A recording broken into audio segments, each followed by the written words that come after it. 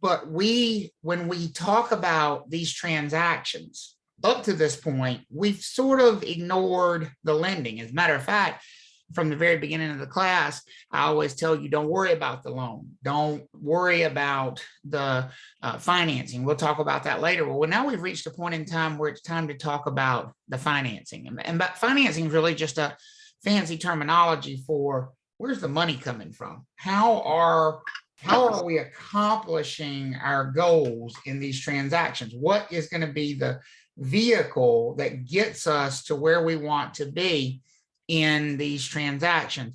Now, for our purposes, when we talk about financing, we're really focusing on borrowing money to accomplish these goals. But do keep in mind, just as a reminder, there's still the classic way to finance something, which is not to borrow the money at all. What's the classic form of financing something? Paying what? Cash. And cash. Absolutely. A cash transaction. And in a lot of ways, paying cash or cash transactions simplify the process tremendously. Number one, all the laws that we're going to talk about in this chapter don't apply at all if you pay what? Cash. Cash. Because all of these laws and all of the ways, all of these rules, all of these things that we're going to talk about throughout this chapter relate to the borrowing of money. It's always, all of this is about the borrowing of money. So all this, when we get to this legislation, like we'll talk about RESPA and we'll talk about the Truth in Lending Act and we'll talk about Regulation Z. Well, all of that goes by the wayside if the buyer is doing one very simple thing, which is paying cash for the property. But last I checked, cash transactions, and this varies depending on your location and where you're located in North Carolina or nationally. I mean, it's not just North Carolina, but cash transactions only make up about 15%. So less than 1 out of 5 transactions in most cases in residential real estate. In the other 4 out of 5 transactions or more, people are borrowing money. So it's much more common. And that's one of the reasons why it's so hard sometimes for us to separate the idea of financing and borrowing money from the idea of ownership early in the class. People love to ask those questions. Well, what about if my husband's not on the loan? What if my wife didn't sign the loan documents? All of those are questions that relate to financing, but people tie them to ownership because so many people could not accomplish ownership if it was not for financing. Well, now we're going to focus on the money side. We've talked about ownership. We've talked about what ownership is. Now we're going to talk about financing, but notice there's a reason we talk about it in that order, because one of the things, and it's probably the most foundational idea you need to understand even before we sort of launch into this, one of the things to understand is that where real estate is involved, you can't borrow money unless you own the property first. That is an important idea to get rattled through to your brain. I'm going to say that again. You're not going to be able to borrow money in a real estate transaction unless you already own the property. Here's going to be the issue for you and the challenge in understanding that, because you can memorize it, but letting it sink in is a whole different thing. Don't most people need to borrow the money in order to own the property? Let's be honest. Don't most people need to borrow the money in order to own the property? Yes. They do. So how do we tie that together with this idea that you have to own the property first in order to borrow the money? I'm going to tell you the truth, folks. At some point, somebody has to take a blind leap of faith and hand that borrower the money and hope that they use it to purchase the property so that they will have collateral for the loan that we just gave them.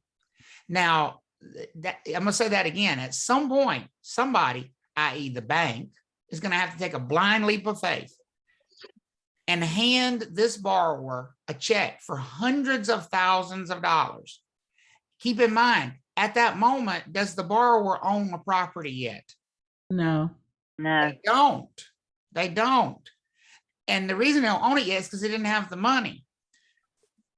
Is it theoretically possible that the borrower could just take the bank's money, run off, and never purchase the property that they have borrowed the money in order to purchase? Yeah. Theoretically, yes. Yeah. Theoretically, yes. And that's why we don't trust them.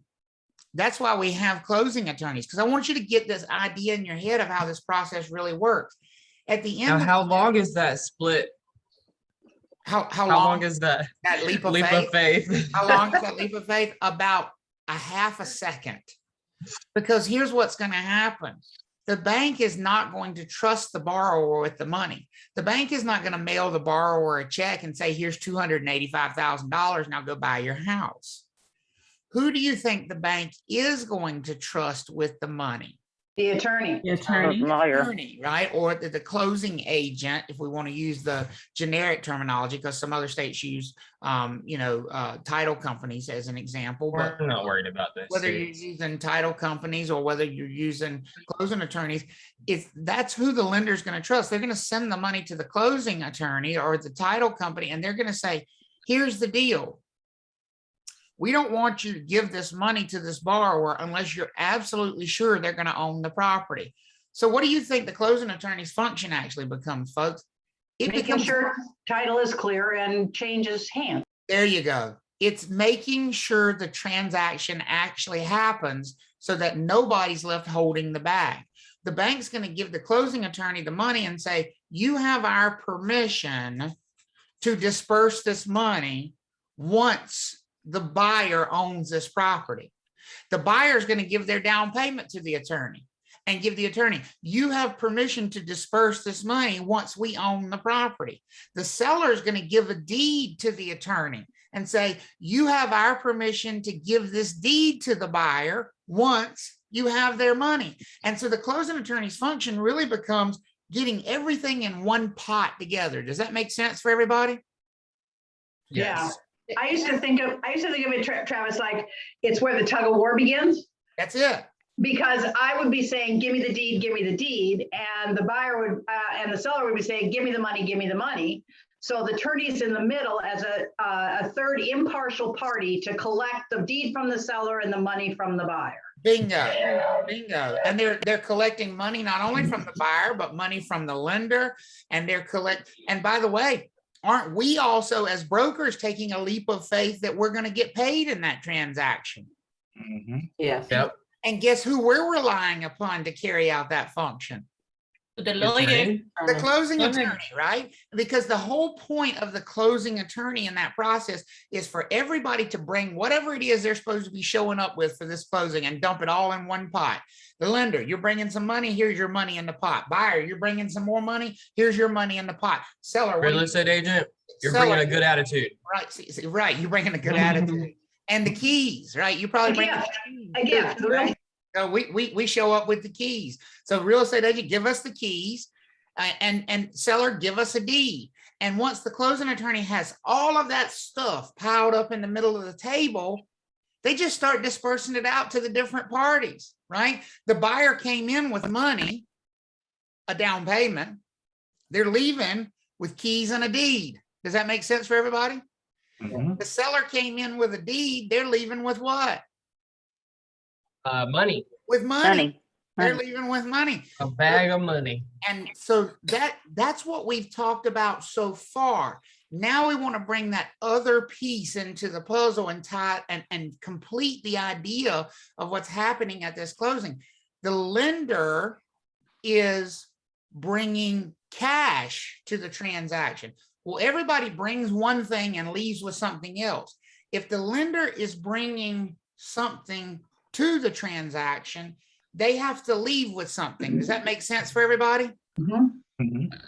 And here's what the lender leaves with: a note, something called a promissory note. This is what the lender takes away from the closing. So in your mind, you should now envision, okay, everybody brings one thing to the closing and leaves with something different. Everybody. The buyer brings a down payment. They leave with keys and a deed. The seller brings a deed. They leave with cash. The real estate agents bring the keys and all the documents. We leave with cash. The lender brings cash and they leave with a promissory note. Does that make sense for everybody? They leave with this IOU, this document that's been signed by the borrower. We're not going to call them the buyer in this chapter. We're going to call them the what? Borrower. Right? They're borrowing money. And so the lender is going to leave with this promissory note, which essentially is a contract, folks, to pay back money over a period of time. That's what a promissory note is. It is the contract that is signed by the borrower that promises to pay that lender back in full. Most of the time, we won't use the word promissory, even though that's the technically correct name. We will just simply call this the note. You'll hear me say that over and over and over. So whenever you hear me say the note, I'm talking about the promissory note. So in your brain now, you should already realize the promissory note is the thing that the lender gets in exchange for their money. They're giving up cash. They're getting back a note. Does that make sense for everybody? Lenders Yes. giving up cash. They're getting back a note, which over the long haul, that note is going to turn into what? What's that note? An asset. Payment cash.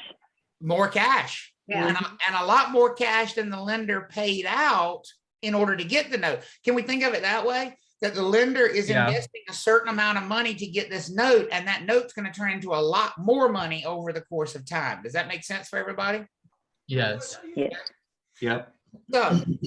So the promissory note is the written promise to pay back this money over a period of time. It is the written promise for the borrower.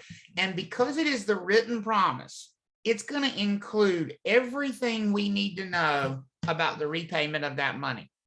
It's going to include the time associated with how long that borrower has to pay the money back. That's what term means. Term and time mean the same thing. So when we say, I got a 30-year mortgage note, the 30-year part is the term, folks. Here's what that means. We have how long to pay back a 30-year mortgage note? 30 years. 30 years. If we get a 15-year 30. mortgage note, we have 15 years to pay it back. The term, and terms come in all shapes and sizes. There are 7-year terms on loans. There are 15-year terms, there are 20-year terms, there are 30-year terms, there are even 40-year terms on some notes out there. They're not very common. By far, the most common in residential lending is the 30-year term. That is by far.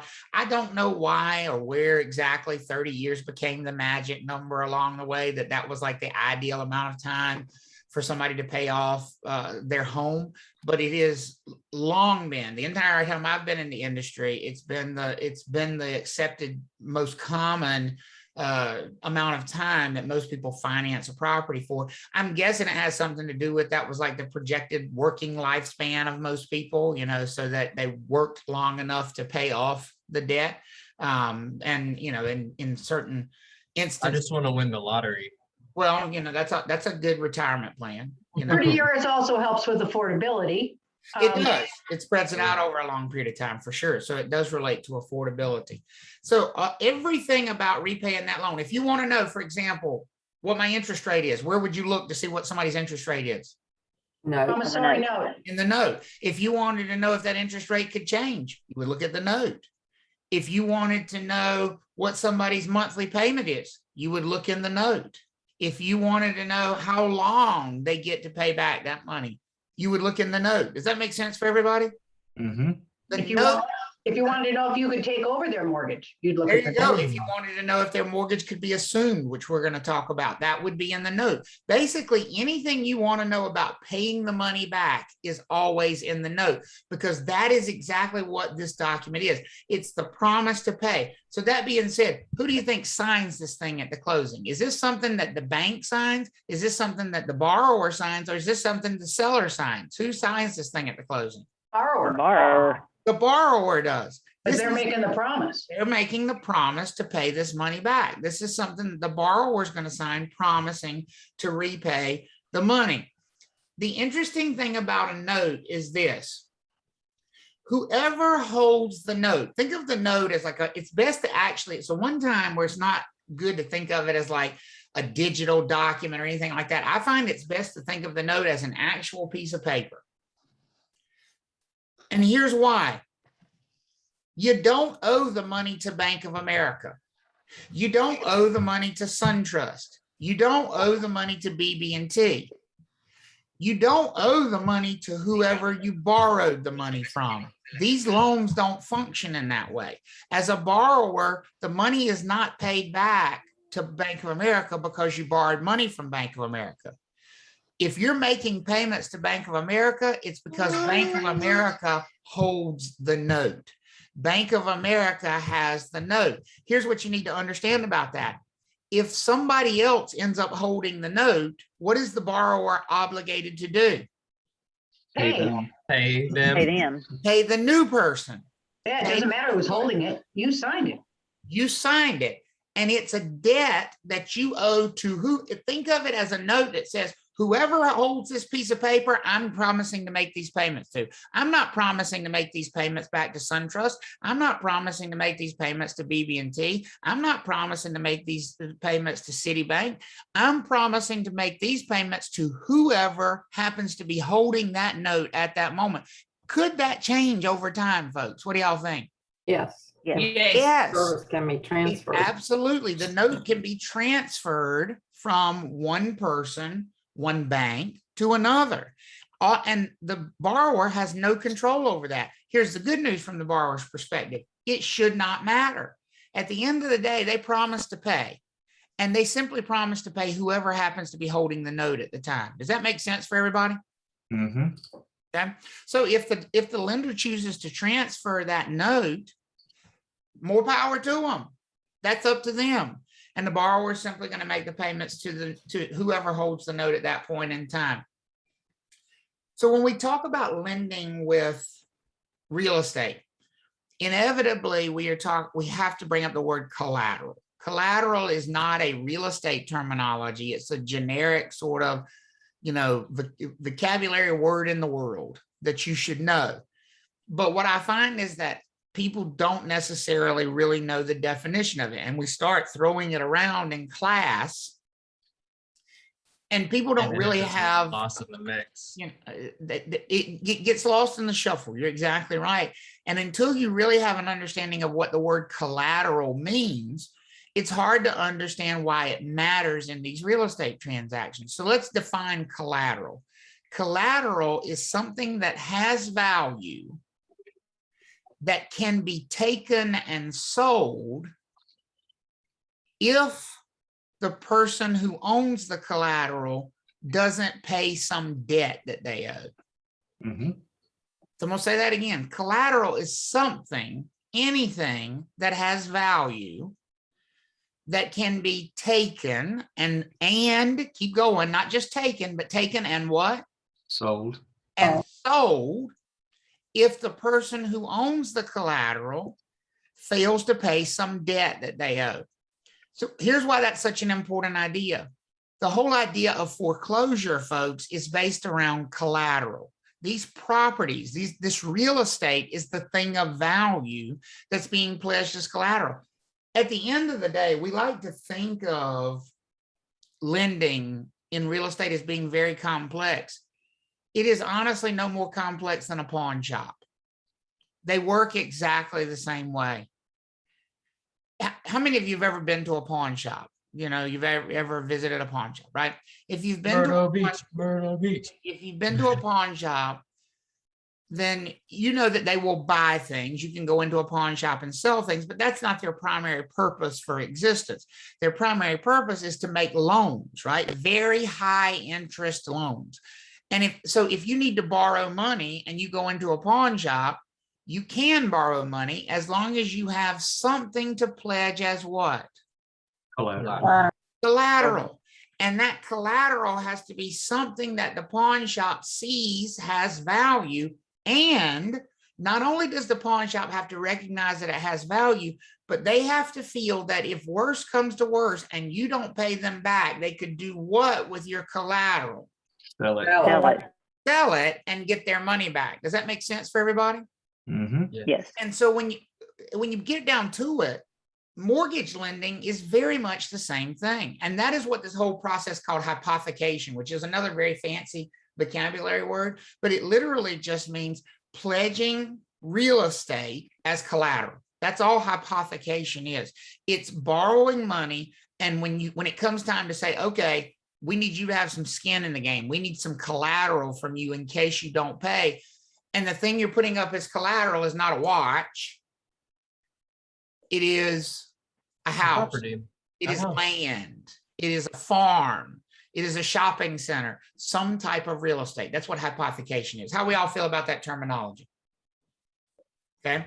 So what is a mortgage? That is a term, that is used incorrectly, roughly 99.9% of the time. This is going to be one of those times in the class where you're going to have to erase in your brain the definition that has been seared into your brain. Just kind of quick show of hands. How many of you, when you hear the word mortgage, you think of, oh, that's a loan somebody gets to buy their house? How many of that's the definition you think of? And I'll be honest, me too. That's the wrong definition. The term is used wrong in the real world. And you're going to have to convince yourself to use it correctly when it comes time for the exam. A mortgage is not a loan at all. As a matter of fact, it's the exact opposite. Look at this statement right here. What does it say the mortgage actually is? The mortgage is the what? Collateral. The collateral for the loan. The mortgage is not the loan itself. The mortgage is the collateral for the loan. So here's the proper use of the terminology. Not, I got a mortgage. That's wrong. Here's the proper use of because I think it may help you get this context right in your brain. I am mortgaging that property that I own. That's the proper context to use that word. I am mortgaging this piece of real estate. In other words, I am pledging this piece of real estate that I own as what? Collateral. As collateral for a loan. Does everybody see the difference there? Mm-hmm. Okay.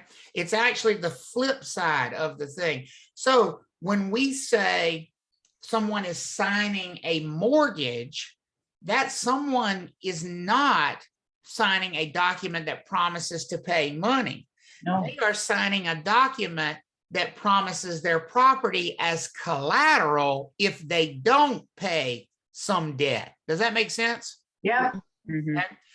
They've already, and I'm going to back up to it here. They've already signed a document promising to pay the money. What do we call that document? Promissory note.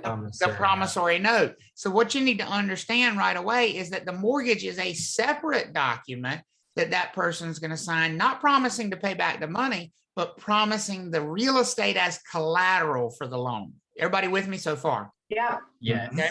So on the test, they're going to want you to be able to recognize who is the mortgage or versus who is the mortgage. What's the other suffix that comes on the end of Mortgagee. right? We have mortgagors and we have mortgagees. And on the test, they're going to want you to recognize who is the mortgagor and who is the mortgagee. The OR person is the giver, right? We always say that the person with the OR on the end is the giver. They're the ones giving the thing that we're talking about. If a mortgage is collateral, who is giving collateral? Who is the mortgagor? Property owner. The property owner, the borrower, correct? Correct. The borrower is the one giving the collateral. That you need to get that right in your brain. Yeah. The Oh my mor- gosh, it bothered me so much. Right. Wait, Trying to let me- learn this. Oh, wait, just one sec. I'm confused. And it's probably because I have wrong information. But you said that the mortgage is the collateral. Correct. Okay. So- So then the slide says, when a borrower takes out a loan, they give the bank a mortgage, but that the promise is the promissory note. No, they're giving the bank two promises. One promise is pay back the money. That's the promissory note. The other is the collateral. That's the one we're talking about now. It's actually two separate promises. So I'm so glad you asked that question. The borrower is giving two promises. Number one, a promise to pay. That's the promissory note. Secondly, a promise of collateral, and that's the mortgage. So they become the mortgage or the minute they promise their property as collateral. That help, Elizabeth? Yes, ma'am. Yes, sir. Thank you. I can be ma'am. It's all right. It can be androgynous Wednesday. That's all right. No problem. So, it is a good statement though, because, you have one document that promises something about the money. You have one that promises something about the property. Exactly. Exactly. One deals with the money, one deals with the real estate. It's important to understand the borrower is not signing one document at closing when they're borrowing money, but how many? Two. Two. One that promises repayment of the money, the other that promises collateral. And this is the one that promises collateral. So they are a mortgage or the minute they mortgage their property, they're mortgaging their property by promising it as collateral. Okay. Hey, Charles, Yes. sorry, could you repeat what you told to Miss Elizabeth? Elizabeth asked about the promise to pay, and I said that is the promissory note. There's two promises being made here, not one, two. The promise to pay, the borrower signs the promissory note. The promise of collateral, if I don't pay, is the mortgage. That's Got it. a separate document.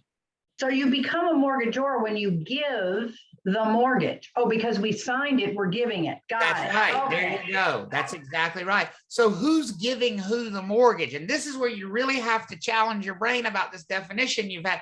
Who's actually giving who the mortgage, folks? Is it the bank giving the borrower the mortgage, or is it the borrower giving the bank the The mortgage? borrower giving the bank. So there you go. Now you're picking up what I'm putting down. Flip now. The borrower giving the bank the mortgage. Does that make sense for everybody?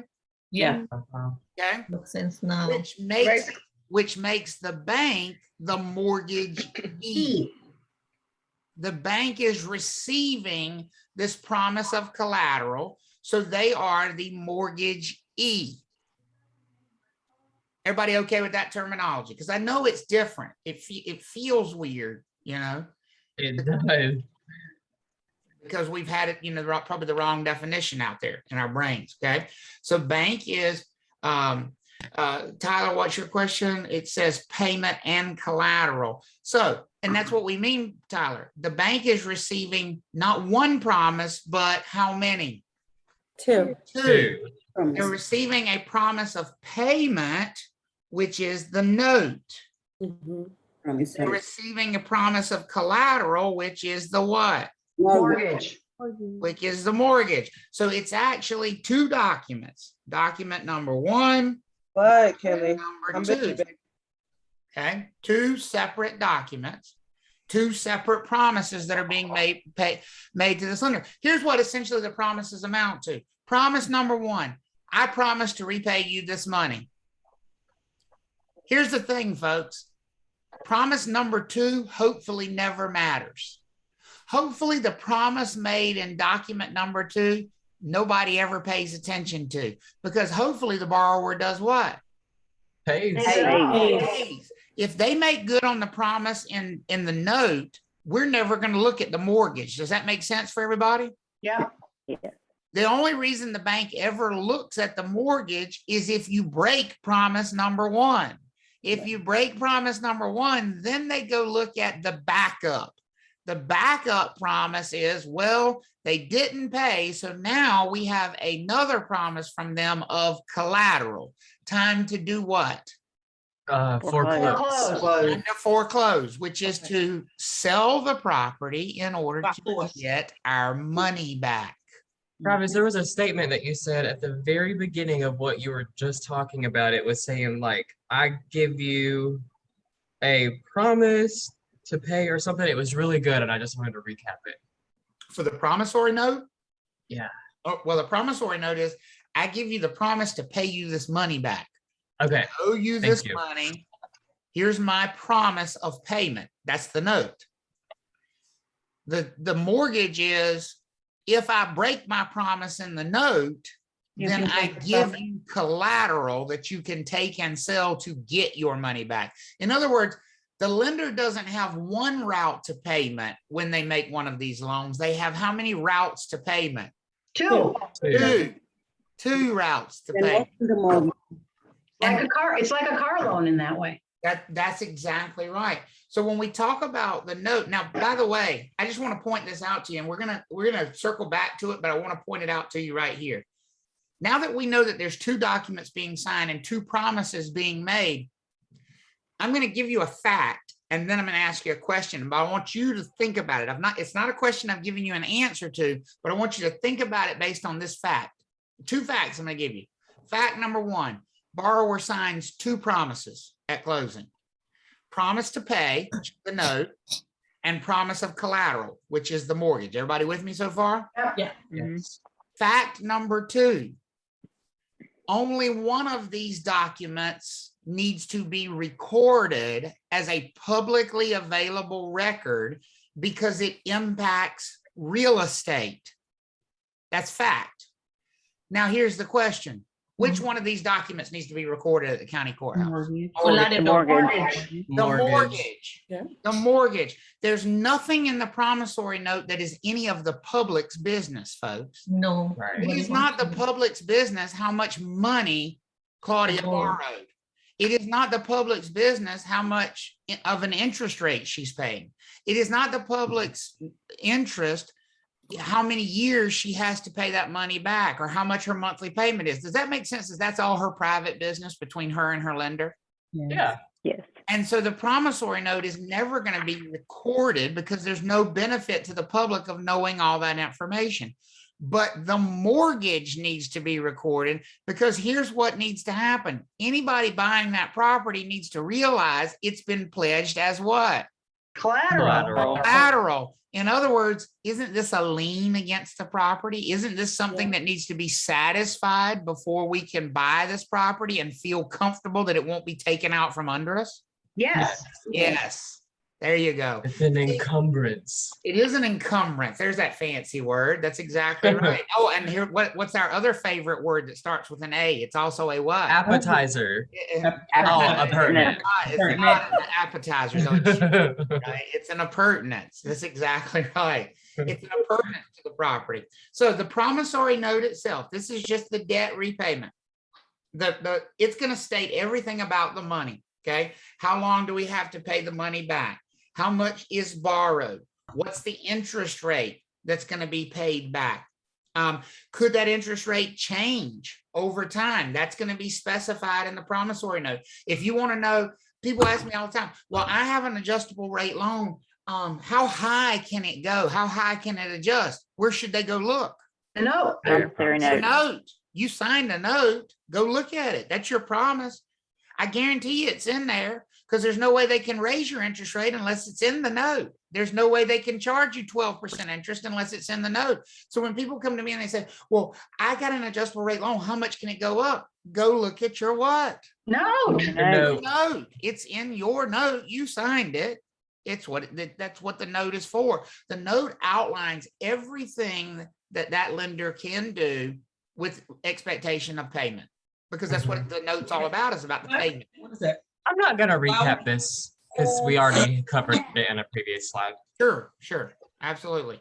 Now, these next few slides, in fact, it's the next, let me count, 1, 2, 3, 4 slides, are most definitely going to show up as test questions. And people traditionally struggle with them.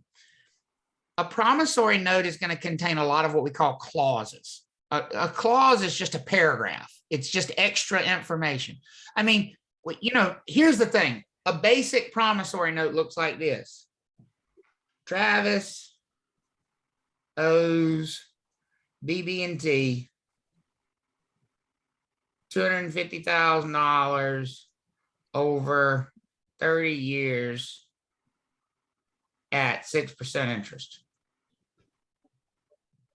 That's a basic promissory note, and Travis signs it.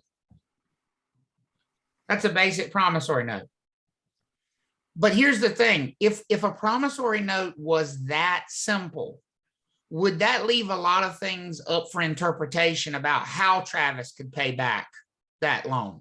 Yes. As an example, it says here, Travis owes BB&T $250,000 over the course of 30 years at 6% interest. Does he even have to make a monthly payment? Nope.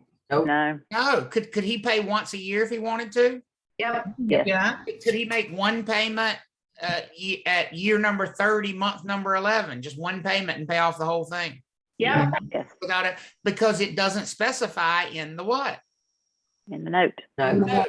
So these notes need to be much more detailed. Does everybody see that? They need to be very detailed about the monthly payment and all of these things about the note. Well, one of the things that very commonly does show up in these notes to make them more specific is, what happens if Travis doesn't pay? What happens if he doesn't pay as he is supposed to? What are the lender's rights if Travis doesn't pay? Now, remember, here's what you need to understand. The promissory note doesn't mention foreclosure as a right because the promissory note doesn't have anything to do with the real estate. The promissory note only relates to the money. Is everybody with me on that? Mhm. So the Yes. promissory note's not going to say, if you don't pay us, we can foreclose. That's in a different document. That's in the mortgage. But the promissory note needs to say what the lender can do under this document if you stop paying them. And one of the most common statements, one of the most common clauses, in fact, it's almost always going to be there, is something called an acceleration clause. When you accelerate anything, you make it go faster. You get to the final destination faster. And almost every promissory note, in fact, every one I have ever seen in the real world, has a clause in it that'll literally, it's just a paragraph. And the first word of the paragraph in all bold will be acceleration. And it will say, in the event of a default. And it'll describe what a default is. It usually will say, no payment for 60 days, no payment for 90 days. Each note has its own definition of default. Could your note, I have people ask me this all the time. Well, when is my mortgage considered late? Go look in your what? Note. Your note. Because is that going to be a different answer for every loan? Yes. Yes. Yeah. Some will Theoretically. specify you're late on the 5th of the month. Some will specify you're late on the 10th of the month. Some will specify you're in default after 30 days. Some will specify you're in default after 60 days or 90 days. It's always going to be in the note. But what is almost always in the note is, if you go into default, whatever that note says a default is, then the lender has the right to call the note due in full. Look at that statement. I cannot stress enough the in full part. So look at our note on the left. It says Travis owes BB&T $250,000 over 30 years at 6% interest.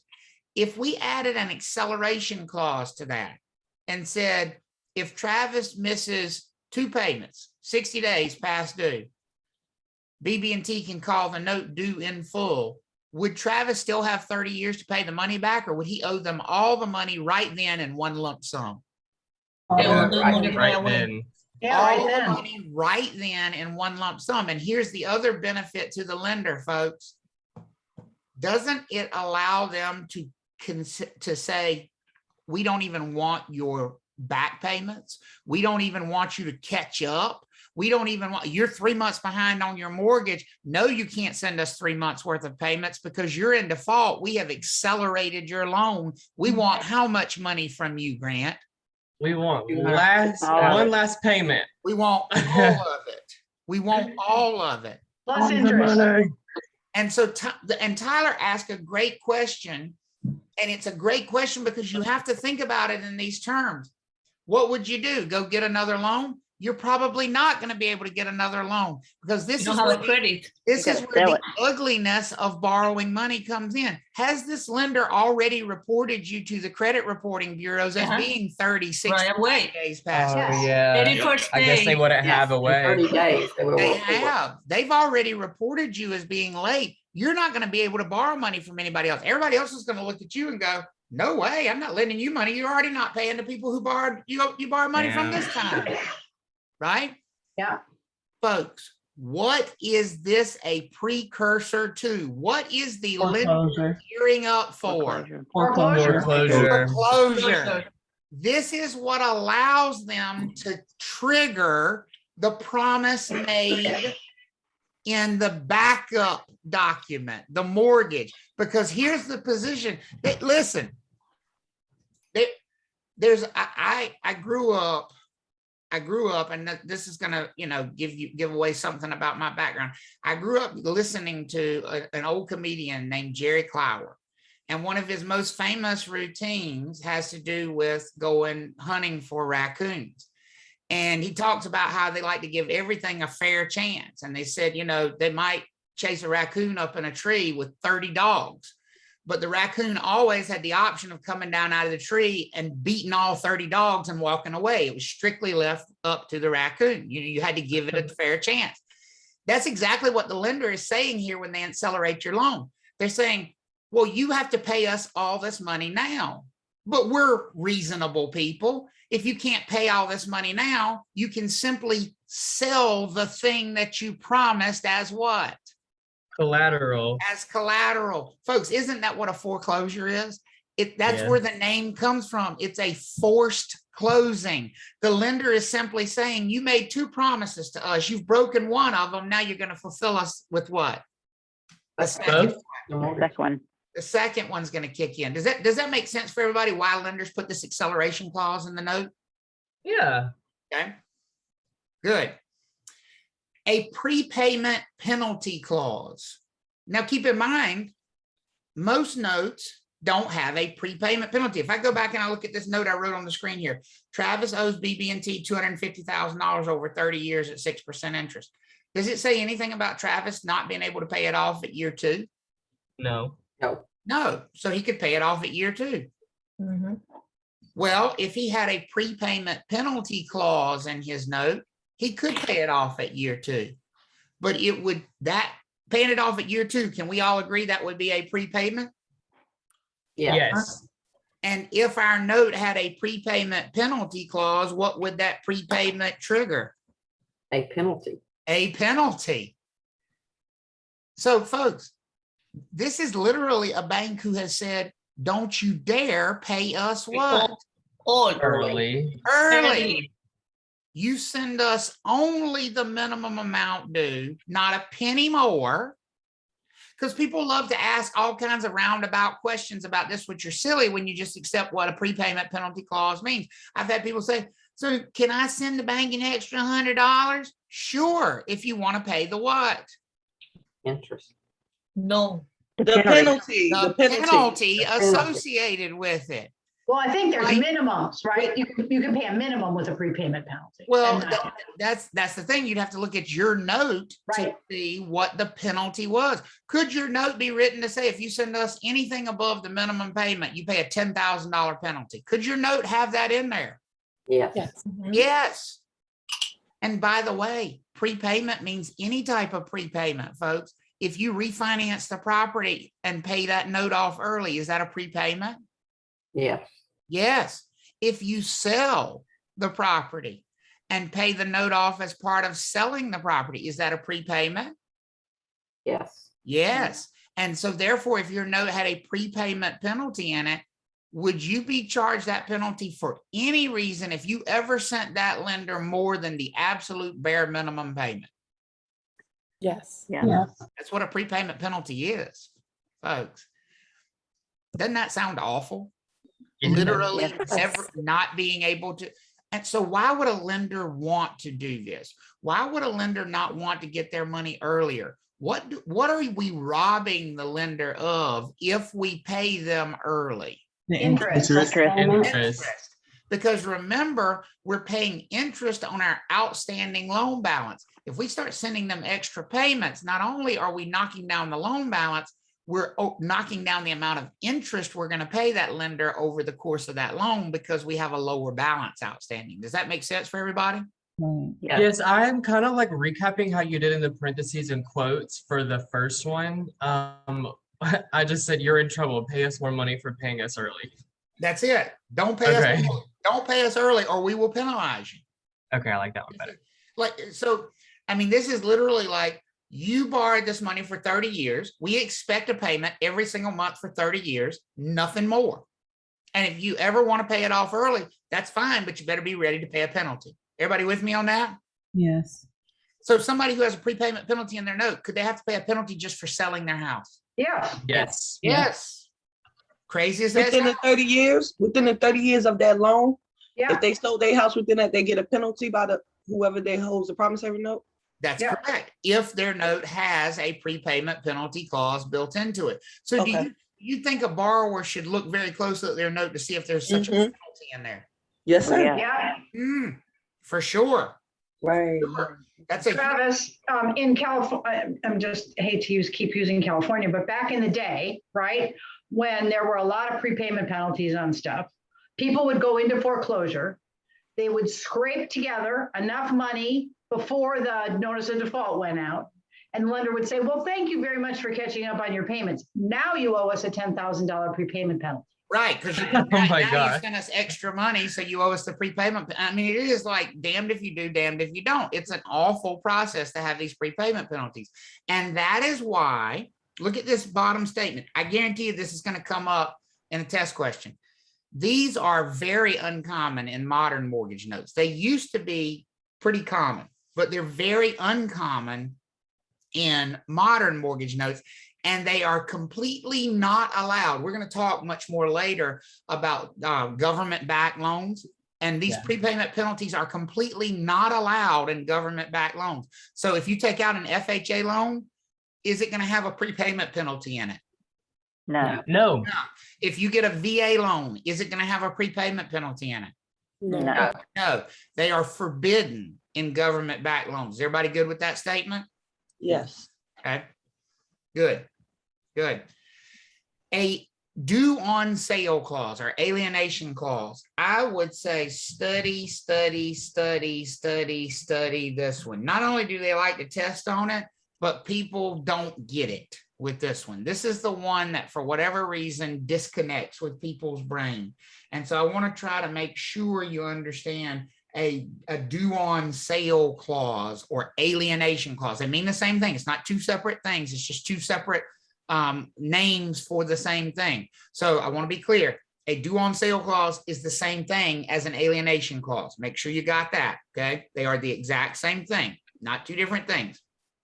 But these clauses, if they show up in your note, remember, this is always if. This is always if. When you look at a due on sale or alienation clause, if it shows up in the note, it requires the borrower to pay off the note as soon as the property is sold or conveyed. In other words, if we change ownership, if we sign a deed transferring ownership of that property at any time while that loan is still outstanding, and that note has a due on sale clause in it, it is no longer the seller's choice whether they pay off their note or not. They have to pay off their note. They are promising that if they sell the property to anybody else, they will do what with the outstanding balance of that note at that moment? Pay back. Pay it off. Pay it off. Yeah. So if your promissory note has a due on sale clause, if it has an alienation clause in it, you are promising as the borrower that the minute you transfer ownership of that property to anybody else, even as a gift. So if you gave this property to somebody, if you signed it over to your children, what would you have to do immediately if your note had a due on sale clause in it? Pay it off. Pay it off. You have to pay it off. Could your kids take over making the payments on that note? No. No. No, it doesn't allow somebody else to take over the payments. Is everybody with me? Uh-huh. Yes. Now, we got to go one level deeper, but I got to make sure you understand. Are we good so far on what a due on sale clause does? Yep. So now let's flip it in reverse. What does that mean if your note doesn't have a due on sale clause? All the answers get reversed. Yep. if your note does not have an alienation clause or a due on sale clause, let's use a hypothetical situation. Let's say Patty has a mortgage note.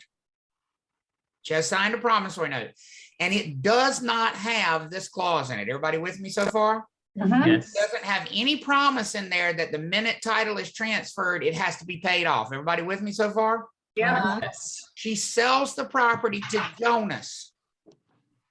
Does Patty have to pay off this note, or can she simply tell Jonas, Jonas, it's your property, it's got debt attached to it. If you want to just keep making those payments, you just keep making those payments to that lender. Do This they is- have that option if there is not this clause in the note? yes. Yes. They do.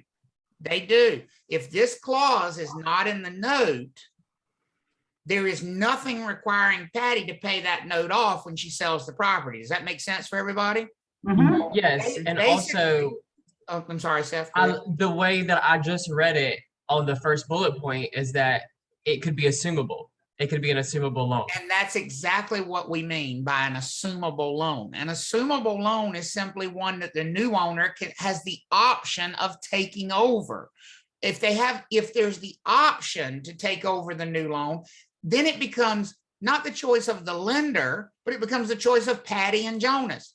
Can Patty and Jonas basically have that as a negotiation where Jonas says, I'll buy the property, but I'm just going to take over your loan. I like your loan. I don't see any need of going out and getting a new loan for myself. I'm just going to tell you, you got good payments. You got a good interest rate. I'll just take over making the payments on your loan. Could they have that negotiation if they wanted to, assuming Patty's note doesn't have this due on sale clause? Yes. Yes. They could.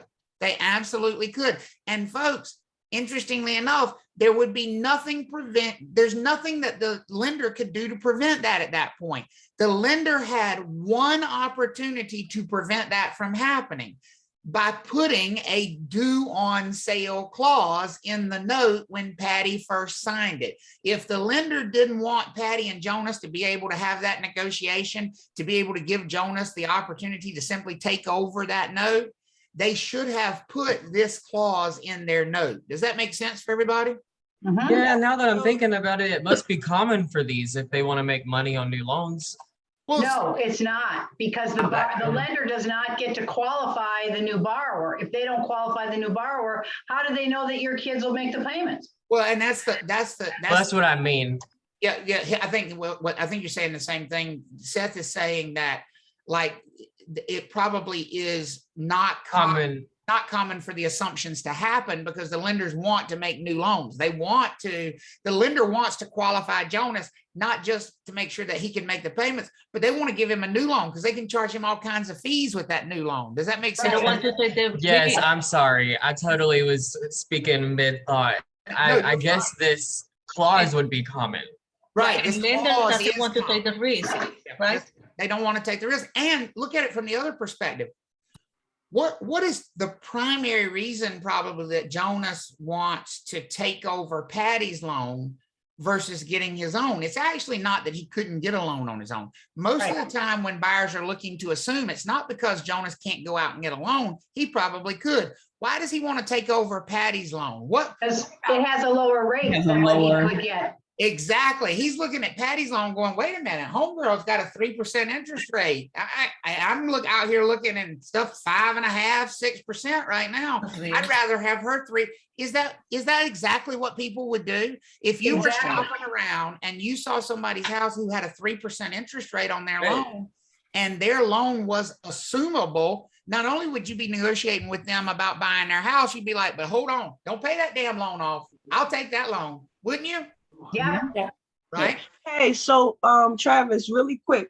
So in conclusion of what you're saying, if that's not included in the note and the owner transferred their ownership, the new owner takes over the loan, or they have a choice?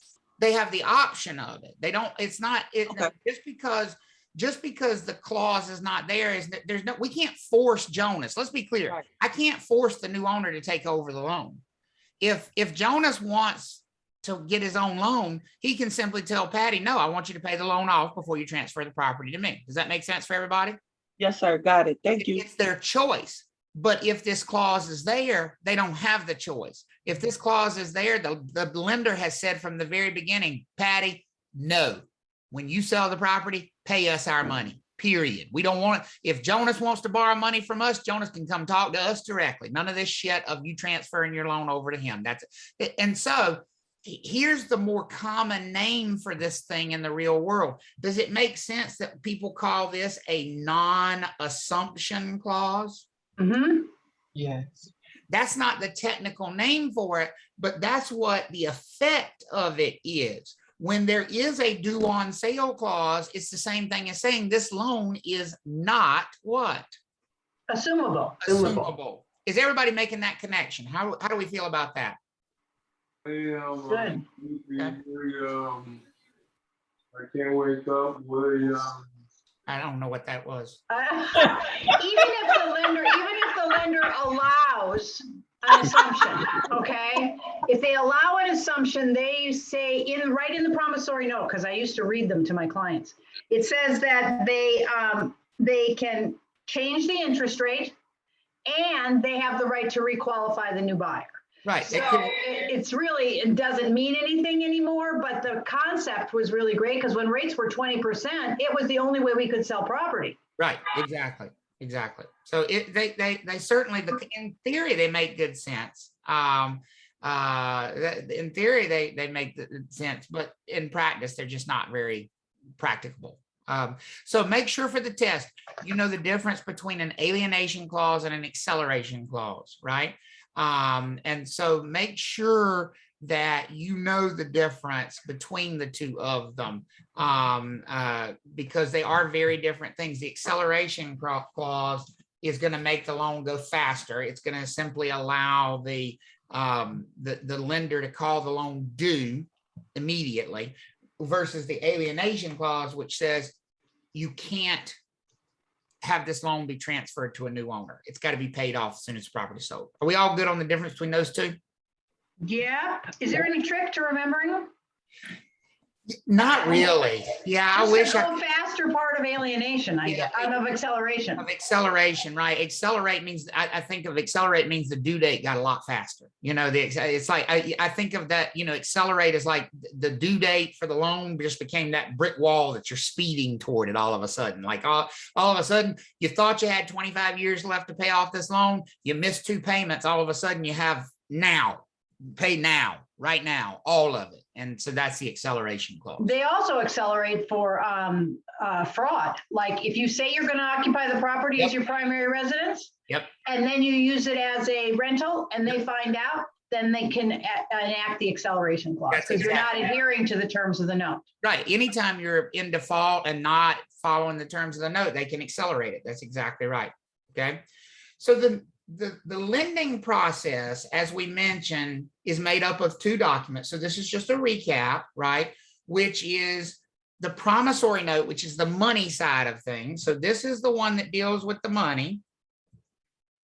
And then you have the mortgage, which is the one that deals with the property, right? There's my beautiful artwork for today. You've got the one document that the borrower signs that deals with the money. I promise to pay you back the money. I promise to pay this interest rate. I promise I'll pay it back over this many years.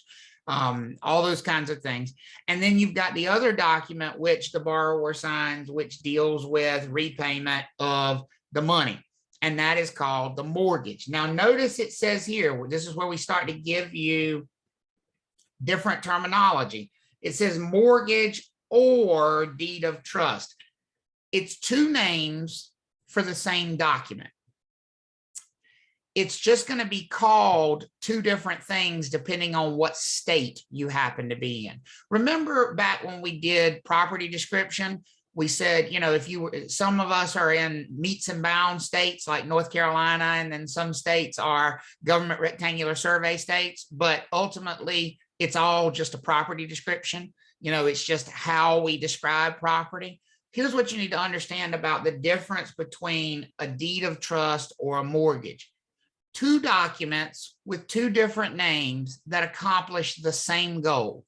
It's just going to be called different things in different states. Some states call it a mortgage. North Carolina is not one of those. South Carolina is. So if you go to South Carolina and you borrow money to purchase a house, the document you sign pledging the house as collateral, at the top of it says mortgage. Does that make sense for everybody? Yes. If in North Carolina, you borrow money to purchase a house, the document you sign pledging the property as collateral has these 3 words on the top of it, a deed of trust. But ultimately, the mortgage and the deed of trust accomplish exactly the same thing. They both give the lender the right of foreclosure. Does that make sense for everybody? They both, whether you are in a state that uses mortgages as the legal document, or whether you're in a state that uses deeds of trust as the legal document, they both accomplish the exact same goal, which is to pledge the real estate as the collateral for the note. I hope we never look at a mortgage in South Carolina, because I hope the borrower does what? Pay. Pay. Pay. Fulfills the the promissory note. note. If they fulfill the promises made in the note, we're never going to look at their mortgage that they signed. That makes sense for everybody? Mhm. Mhm. What document do I hope we never look at in North Carolina? Deed of Deed of trust. trust. Trust. Deed of trust, the deed of trust, because we hope somebody fulfills the promises they made in their promissory note. It doesn't matter whether you're in a state that uses mortgages or whether you're in a state that uses promissory notes. I mean, deeds of trust. In both states, you're going to use a promissory note. North Carolina, you sign a promissory note. South Carolina, you sign a promissory note. California, you sign a promissory note. Because every state, the first promise is the same. I promise to pay you the money back. That's promise number 1. The only differentiation comes in promise number 2, which is the right to foreclose. And we just call the documents 2 different names. Everybody with me on that? Okay. Uh-huh. So when you see those terminologies, they are interchangeable as far as what they function to do. Keep in mind, as you mentioned earlier, in fact, you all answered this question earlier, the mortgage or the deed of trust, because they relate to the real estate, because they deal with the property, they must be publicly available, publicly recorded. And where do we do that? Where are things publicly recorded or available? Courthouse. Courthouse. Recorded at the courthouse. Right? Now, one of the things I am almost certain they will ask you about on the test, and it's very important for practical real world knowledge. There is no law, there is no policy that says every owner of real estate must borrow money. There is no law that says every owner of real estate has to sign the promissory note. Remember, the owing of money, the repayment of money is on the promissory note. Everybody with me on that? So here's the practical situation I have for you. You have 2 owners of a piece of property. 2 owners of a piece of property. 2 owners that are listed on the deed as the grantees. Does that make sense for everybody? You remember we talked about deeds earlier, and the people listed on the deed as the grantee are the owners of the property. Is everybody with me so far? Okay. One of them wants to borrow money. Can one person borrow money by themselves if that's what they want to do? Yes. Yes. Sure. And if they want to borrow money by themselves and a lender wants to lend them money by themselves, nobody's going to stop them from doing that. Is everybody with me on that? Yeah. Yes. Okay. So that one owner goes to Citibank and borrows money from Citibank. Citibank lends to that one owner, even though there are 2 owners to the property.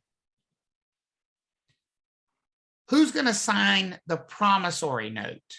The promise of repayment. Is it going to be both owners, or is it going to simply be the one who borrowed the money? The promissory note. The borrower. It's the borrow The one money. that just Just the borrowed the money. one who borrowed the money. So the only one who owes the money back is the one who borrowed it and the one who signed the promissory note. Is everybody with me on that? Yeah. Yes. However, Right. remember, that's not the only document that's going to be 2 signed. documents. Is everybody with me? Mhm. We have another document that's got to be signed that deals with collateral. Deed of trust. If we have 2 owners, how many people are going to need to agree that that property needs to be used as collateral? Even though only one of them borrowed the money, How many of them have to be in agreement for the collateral part? Oh, Two, both. Both of them, all of them, exactly. So even the person who didn't borrow the money is going to have to be in agreement that the property that they own is being pledged as collateral. Does that make sense for everybody? Yes. So now let's give you the practical situation. Look at the example here on the screen. It says Tom and Sheila are a married couple who own 458 Oakmont in Clayton. Sheila has better credit. Of course she does, right? So she decides to be the only applicant for their mortgage loan. Do you think that there are married couples in this situation all the time, folks? Yeah, that's normal. For sure. absolutely. Right? At closing, only Sheila would sign all of the loan documents, such as the promissory note, because only Sheila's credit is being used to qualify for the mortgage. Only Sheila is promising to repay the note. Is everybody good with that? Yeah. So she's the only one that's going to sign all of those documents surrounding the note. However, when it comes time to sign the deed of trust, which creates collateral in the property, which promises the real estate as collateral, they are both going to have to sign the deed of trust. Tom is going to have to be on. Tom does not need to be on board with Sheila borrowing the money, but Tom does need to be on board with Tom's property being pledged as what? Collateral. Because Sheila's not just pledging her half of the property as collateral. Sheila and Tom are pledging all of the property as collateral for the money that Sheila borrowed by herself. Does that make sense for everybody? Yeah. Okay, so now we need to make sure and differentiate, that a deed is not the same thing as a deed of trust. Make sure you get that separated in your mind. The deed is the document that Sheila and Tom got from the sellers, giving them ownership in the property. Does that make sense for everybody? Mhm. So the sellers signed a deed transferring ownership to Sheila and Tom. Immediately, like 3 seconds after that happened, Sheila and Tom are both, well, let's work our way through the progression of things. Sellers put a deed in the middle of the table. They give it to the closing attorney. The sellers have signed it as grantors and they list Sheila and Tom as grantees. Everybody with me on that? Mhm. The lender hands the closing attorney $485,000. But the lender says, don't you use my money until Sheila has signed the promissory note. So the closing attorney is going to slide a promissory note across to just Sheila. Is everybody with me so far? Yes. And Sheila's going to sign the note promising repayment of the money. Is everybody with me on that? But the lender has one more condition. The note's not enough. They need collateral as well. Is everybody with me on that? Mhm. So the lender has said to the attorney, in addition, once you've got the note signed by Sheila, we need the deed of trust signed by all the owners of the property, pledging that they understand we can take this property and sell it to get our money if Sheila doesn't follow through on that note. Does that make sense for everybody? So in a Yes. sense, deeds of trust, oh God, I can hear myself echo. No, Deeds of trust promise that the property will transfer to the trustee. Well, we haven't talked about a trustee yet, so you're opening a door we haven't opened yet. Just think of it from the bigger picture. That's too detailed at this point, but you're not wrong, but it's too detailed at this point, because what we're simply saying is the deed of trust or mortgage, depending on which state we're in, because we haven't even talked about the differences between those two states, needs to be signed by all of the property owners, because all of them have to be on board with the property being used as collateral for this loan. Does that make sense for everybody? Yes, that's the way I explained it makes sense in the chat. Okay. Yeah. Yes, it does. Okay. You're simply saying, as the owner of the property, that if I understand my property has been pledged as collateral for that note, and if that note is not satisfied, then I understand that I could lose my ownership.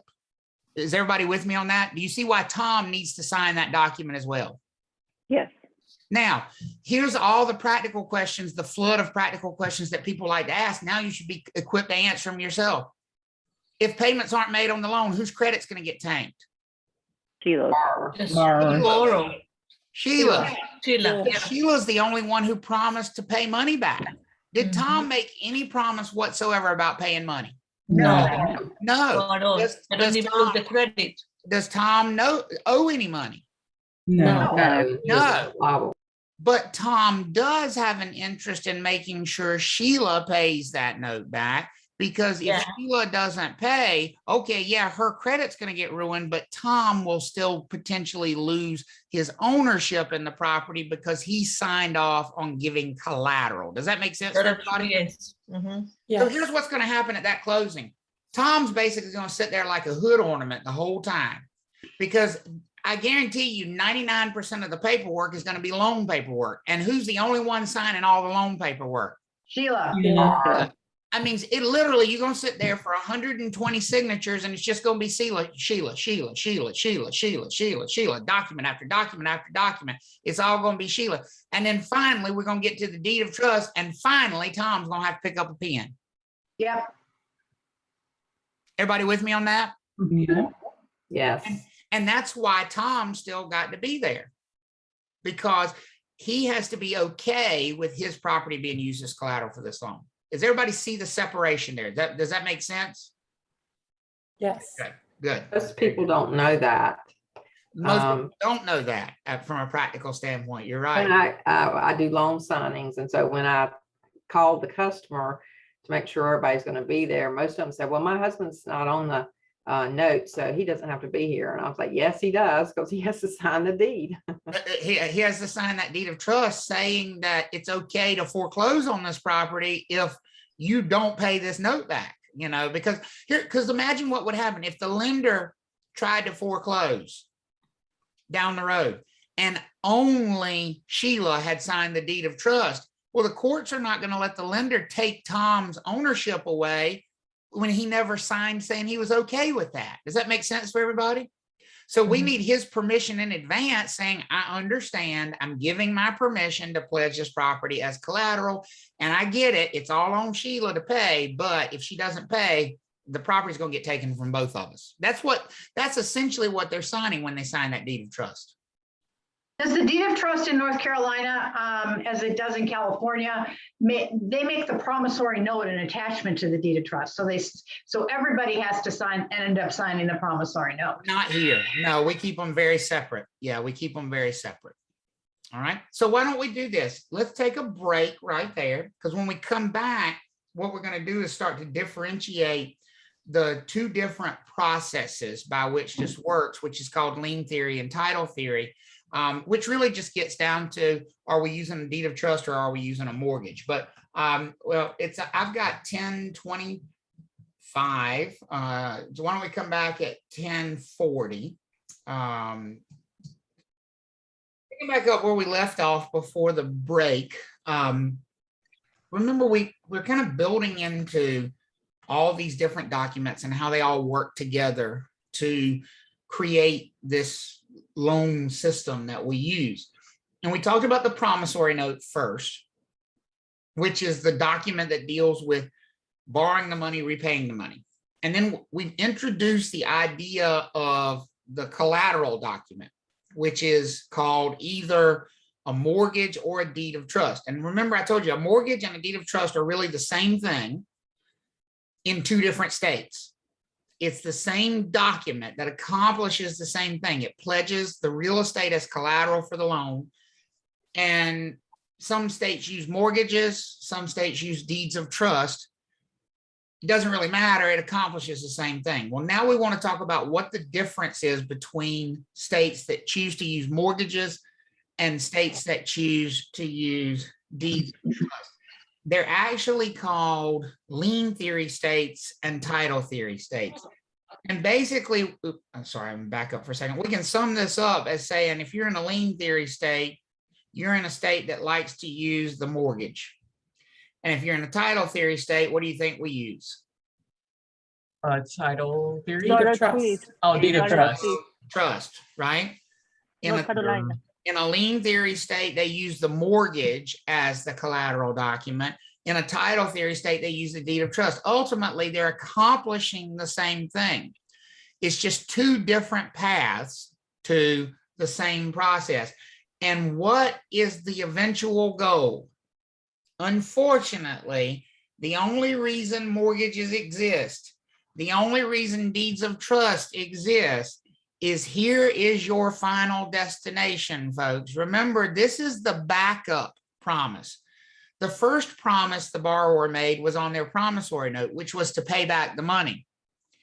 We've already crossed that bridge.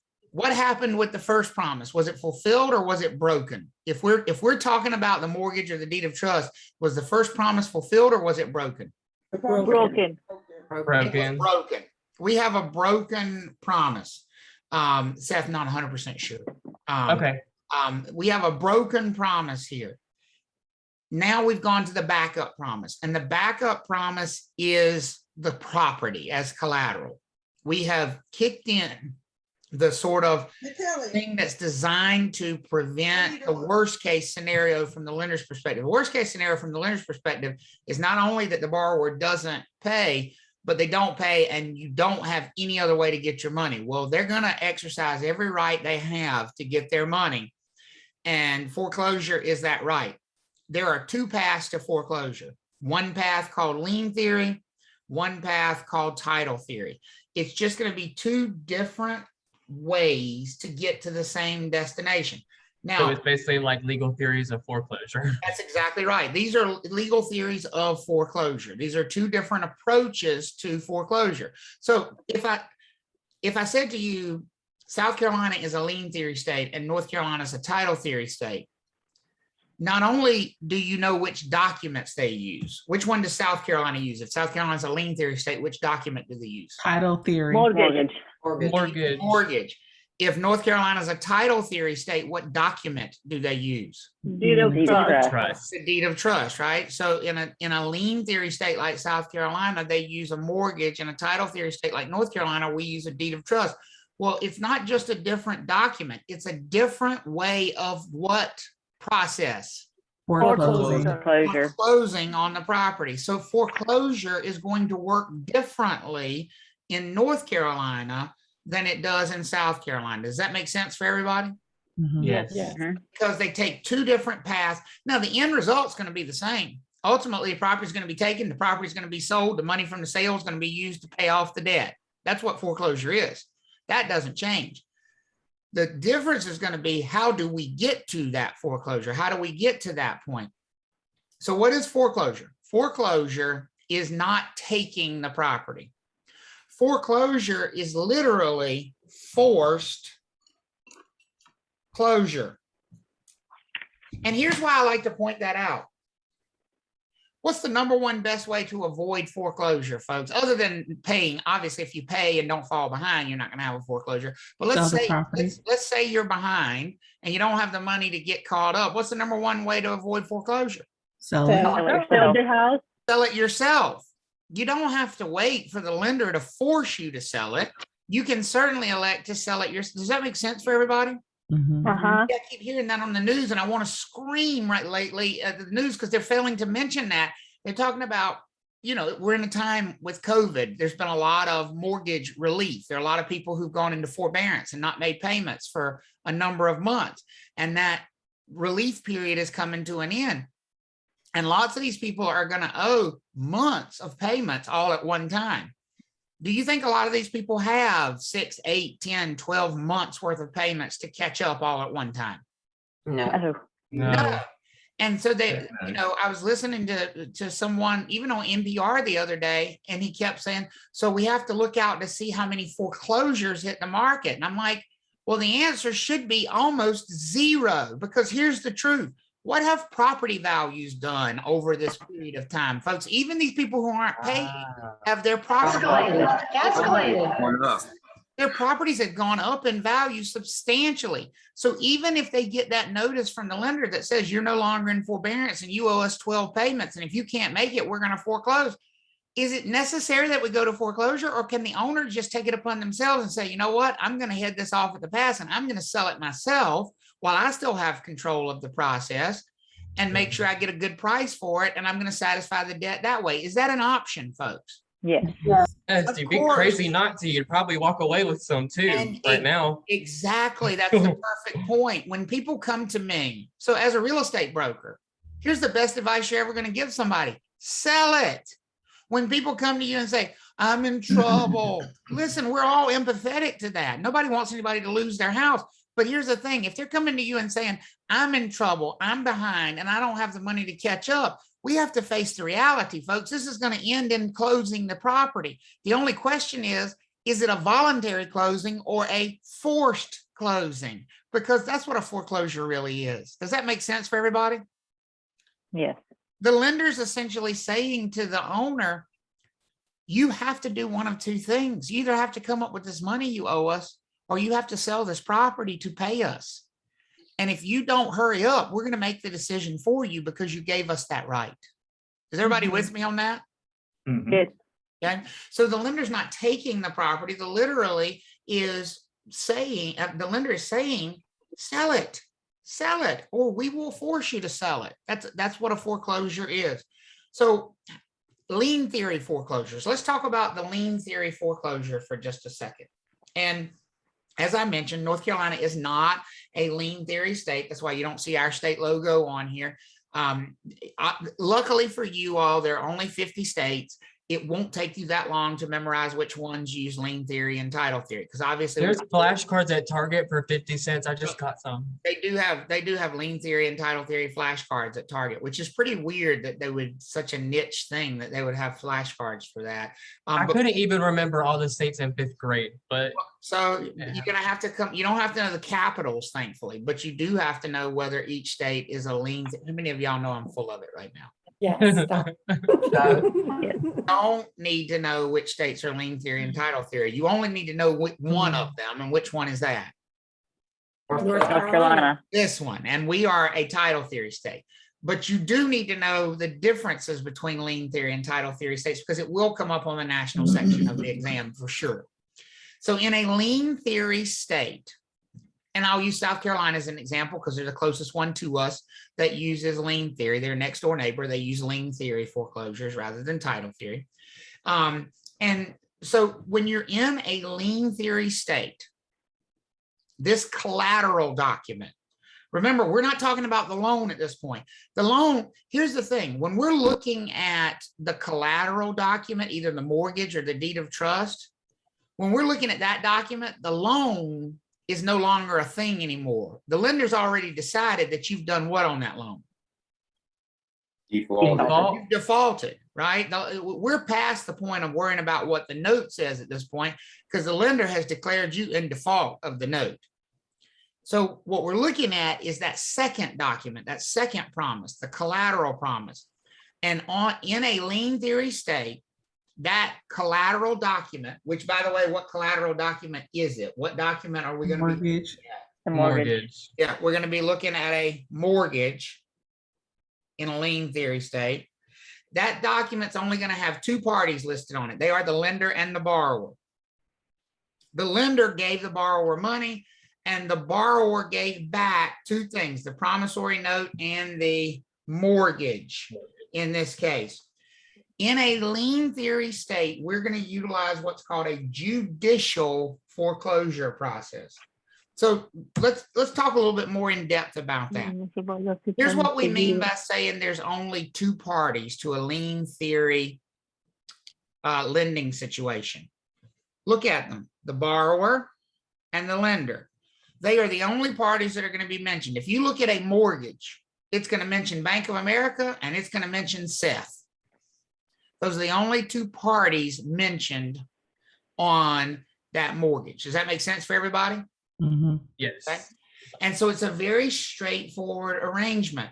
So what do we mean by judicial foreclosure? Key in on this word, folks.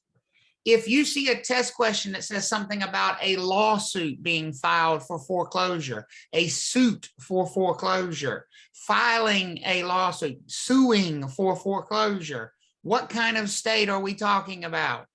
Lien Theory. theory. Theory. We're talking about a lien Theory. state. None of that would apply in a title theory estate. We don't go to court. We don't use the court system to foreclose in a title theory estate, but in a lien theory estate, that is the only place that can foreclose. There has to be a lawsuit.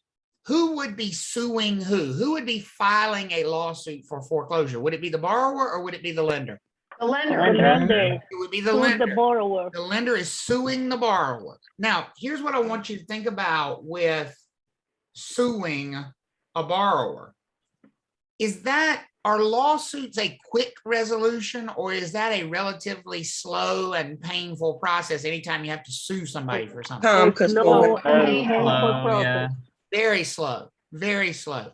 So when you hear stories often about how properties have been hung up in the foreclosure process for months or even years, are they likely talking about a lien theory state or a title theory state? Which one do you think? Lien theory. A lien theory, most likely, because this judicial foreclosure process, this suing for foreclosure, is time consuming and it's expensive. It's expensive to do these lawsuits. So what vocabulary is going to trip you up, or not trip you up, trigger you on the test to say, okay, this is a lien theory state they're talking about. Judicial foreclosure, that only happens in a lien theory state. Lawsuit for foreclosure or suing for foreclosure, that only happens in a lien theory state. Two parties, that's a lien theory thing. The word mortgage itself is a lien theory thing. And then this last one, which is a new one we have not talked about yet. They might ask you on the test, if you purchased a foreclosed property in a lien theory state, who would sign the deed transferring ownership to the new owner? So if you go to it, because all foreclosures happen in an auction. So let's say somebody goes to a foreclosure auction in South Carolina. They bid on the property. They're the high bidder. When they pay the courthouse for the property, because that's who you would pay, they're going to get a deed. Does that make sense? You get a deed anytime you purchase property. Everybody with me on that? Yes. The question is, who would sign that deed? It's not going to be the owner of the property because they're being forced against their will in this thing. They're not going to, the owner's not going to show up and say, congratulations, enjoy your new house. No. They're not going to be participating here.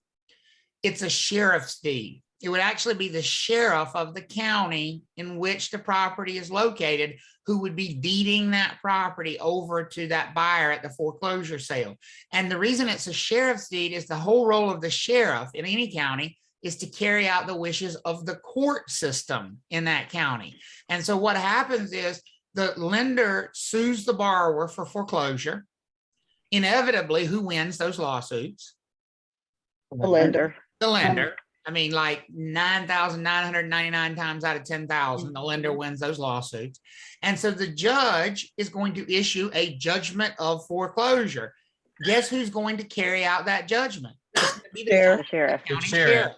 The county sheriff is going to, and so basically the judge issues an order to the county sheriff that says, sell the property, place the property for sale, sell it in an auction, and sell it to the highest bidder.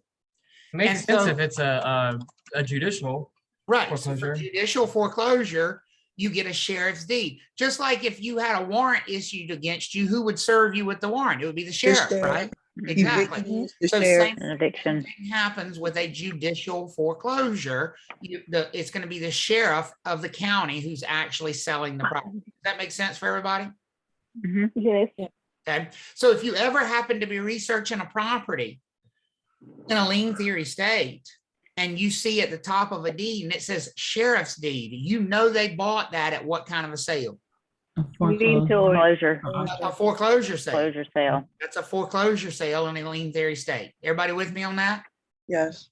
Okay.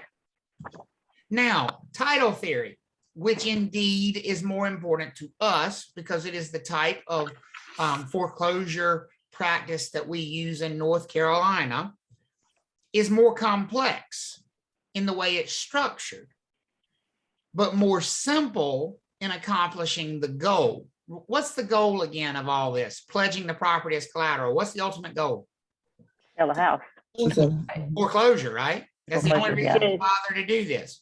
So This is a more complicated initial system because it doesn't involve two parties anymore.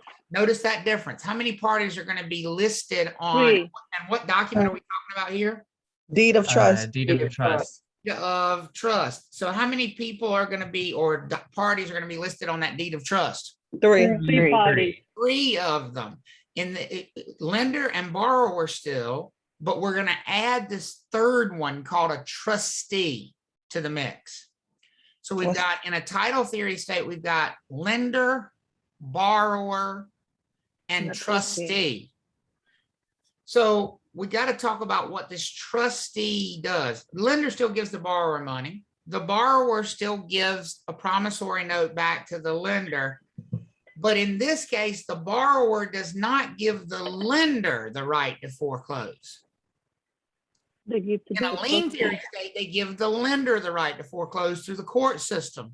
In a title theory state, the borrower is giving the trustee the right to foreclose. That's what this third party's job is. So basically, folks, what's the only time the trustee's ever going to get involved in this situation at all? If we fail to pay, Foreclosure. Foreclosure. Default. That's the only way the trustee's ever going to be actually used in these things. Hopefully, as a borrower, you never know who your trustee is. Now, maybe you looked at them and you noticed it on your deed of trust if you read the deed of trust, but hopefully you never hear from them. I can assure you, if you get a letter from your trustee, it's not a good letter. it's Because bad news.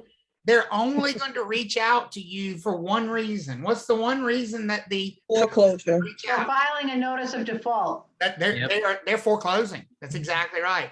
They've been notified by the lender. So here's the interesting thing.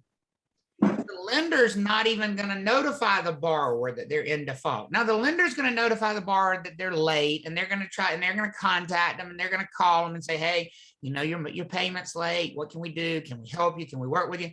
But eventually, when the lender gets tired of dealing with you, they're just going to stop contacting the borrower. Who does the lender contact when they're tired of dealing with the borrower? The trustee. Trustee. Trustee. And the trustee, folks, is not a debt collector. The trustee has one function and one function only. Is the lender going to contact the trustee and say, can you call and see if you can get this payment from Jordana? No. No. The lender is going to contact the trustee and say, I'm tired of dealing with Jordana. Go Mhm. That's the only conversation that the trustee has. Does that make sense for everybody? Yes, sir. And so who's the next communication to Jordana going to come from? Is it going to be the lender? Is it going to be the trustee? Trustee. Trustee. It's going to be the trustee, and the trustee is going to be notifying Jordana. I'm sorry, Jordana, we've been notified that you're in default. You're on notice that we're moving ahead with the foreclosure process. That's the beginning of the foreclosure process. Now, at that point, Jordana still owns the property. Could she very quickly get it sold and avoid the foreclosure, folks? Yes. Yes, it's her property. And that's exactly what she would do. Sometimes people have come to my office in trouble like that, and they will give me the notice from the trustee, and it'll say something like, you know, you have 30 days to pay the note in full to the lender, or we're going to move forward with the foreclosure. And they say, what do I do? And I look at them and I say, sign this listing agreement. That's what you do. Because we need to do what with this property? Sell it. Sell it. ASAP. Get this thing on the market now. Because we're in a race against the clock here, because you're going to sell. And that's the thing that hasn't resonated with these people in some cases. And you have to give them that tough love and say, oh, you're going to sell your property. The only question is, do you sell it under your terms Or under there. or under theirs? That's the only question at this point, because right when that letter shows up from the trustee, folks, the property's gone. It's already gone. As the old expression goes, it's all over but the crying at that point, because the trustee only gets involved for that one purpose. Does that make sense for everybody? Yes.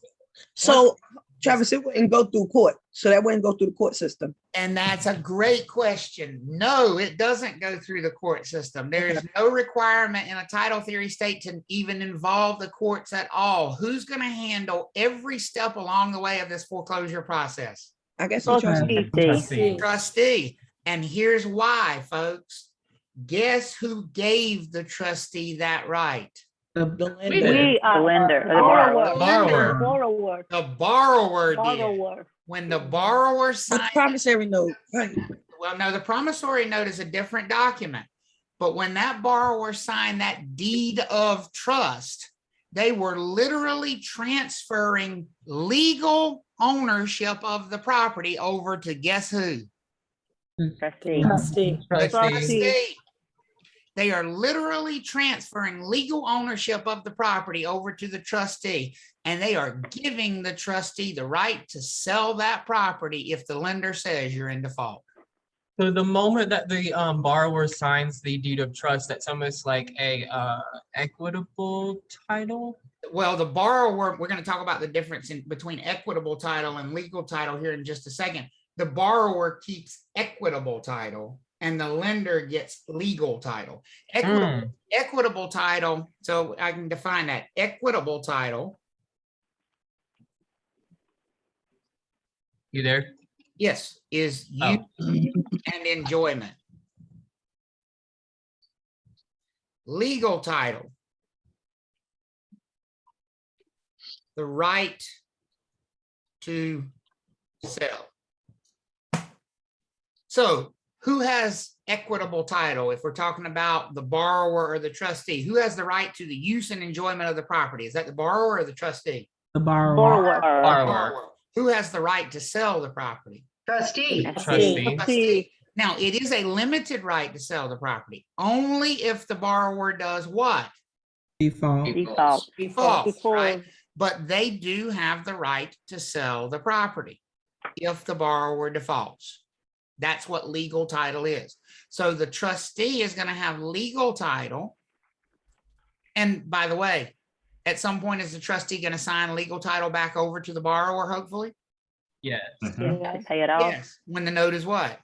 Paid off. Paid in Paid full. off. Forward. Paid in full, then the trustee is going to sign legal title back over to the borrower.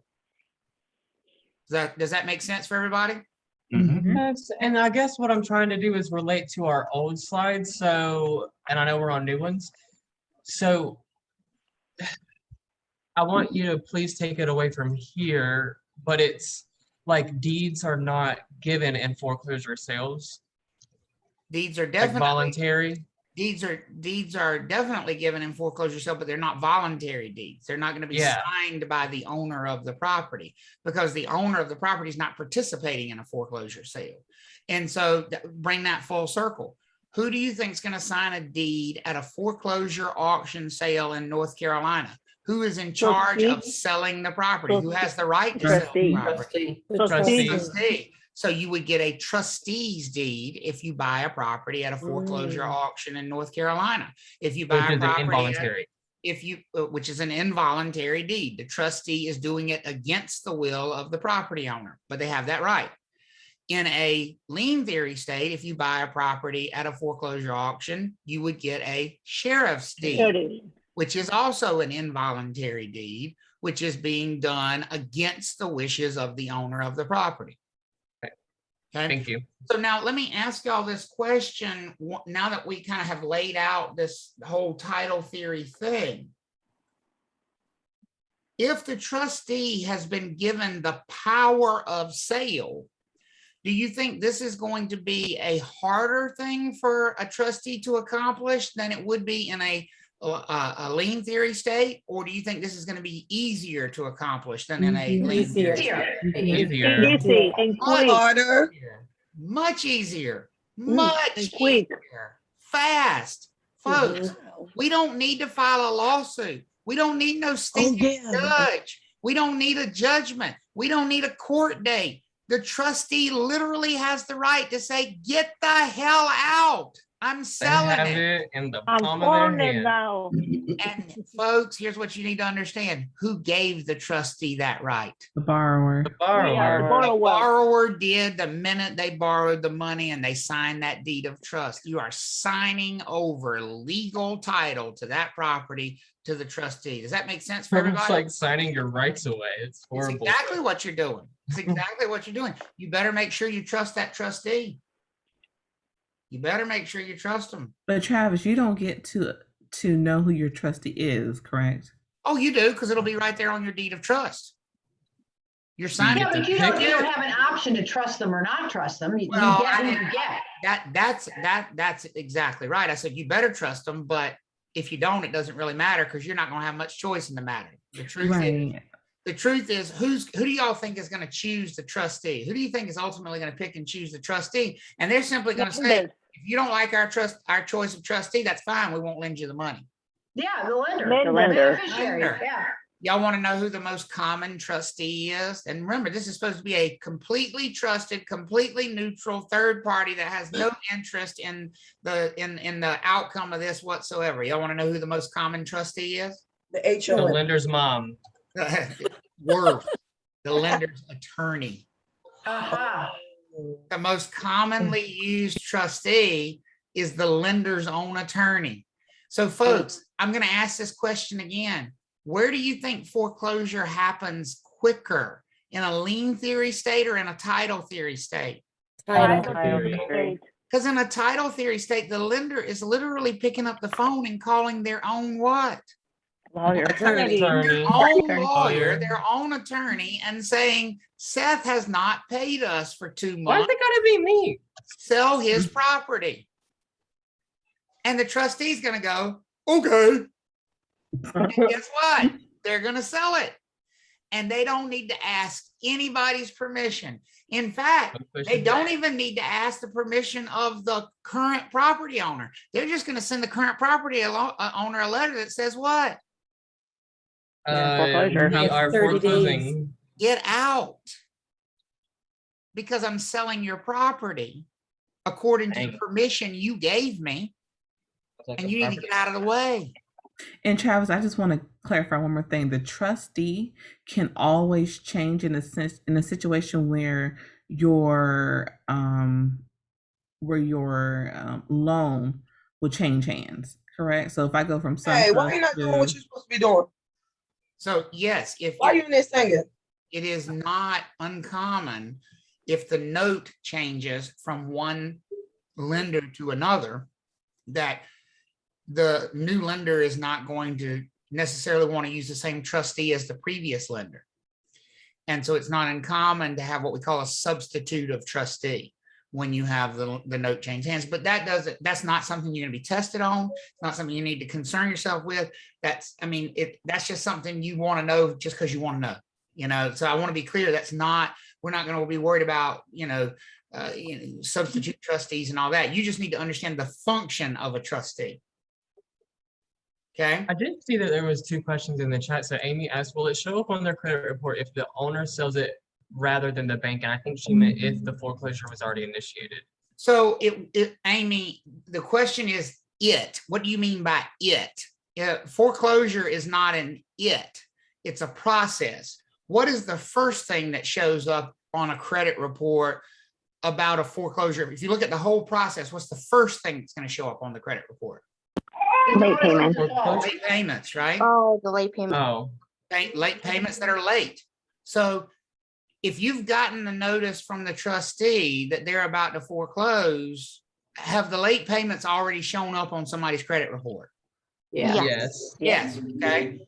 The notice of foreclosure itself is a public notice. If you've gotten the notice from the trustee, is that going to show up on the credit report? Yes. Yes. Yes. And then finally, the last dirty mark of the foreclosure process on somebody's credit report is the actual foreclosure sale. If the owner sells it themselves when they get the notice, they're still going to have the negative from making late payments on their credit report.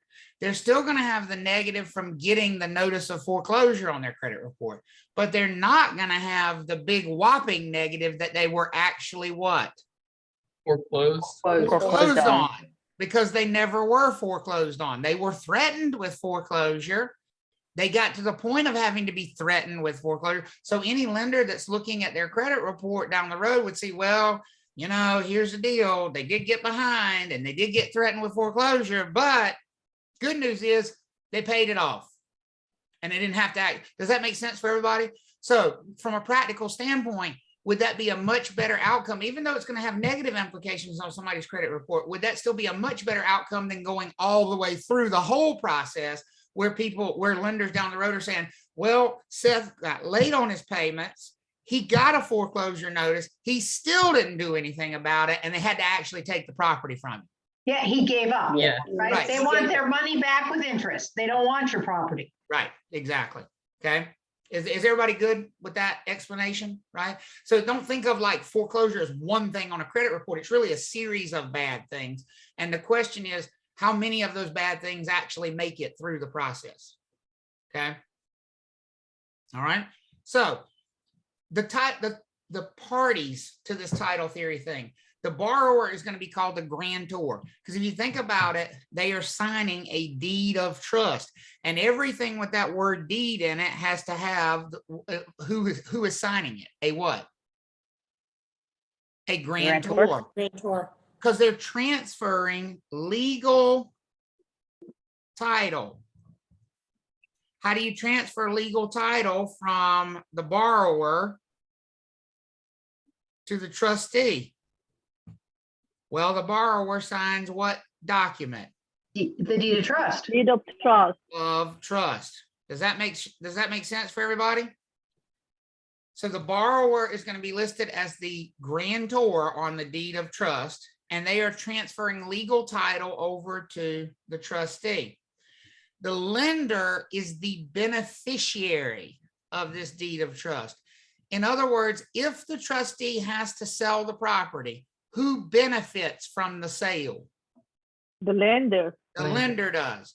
Beneficiary just means, who do we give the money to once we've sold this thing? And clearly we're lender. not gonna give it back to the borrower. We're gonna give it, who's the trustee gonna, because who's getting all this money? The lender's trustee. attorney. The trustee, right? It's the trustee who's getting the money. They're the ones selling the property. They're going to get the money.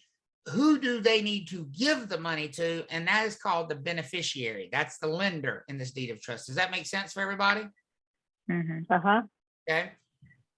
And then, of course, the trustee is the third party, and they are given the power of sale in the property. They're given the power to sell the property if they are notified. So when we look at the lien theory versus title theory, you know, lien theory only, just as a reminder, had how many parties?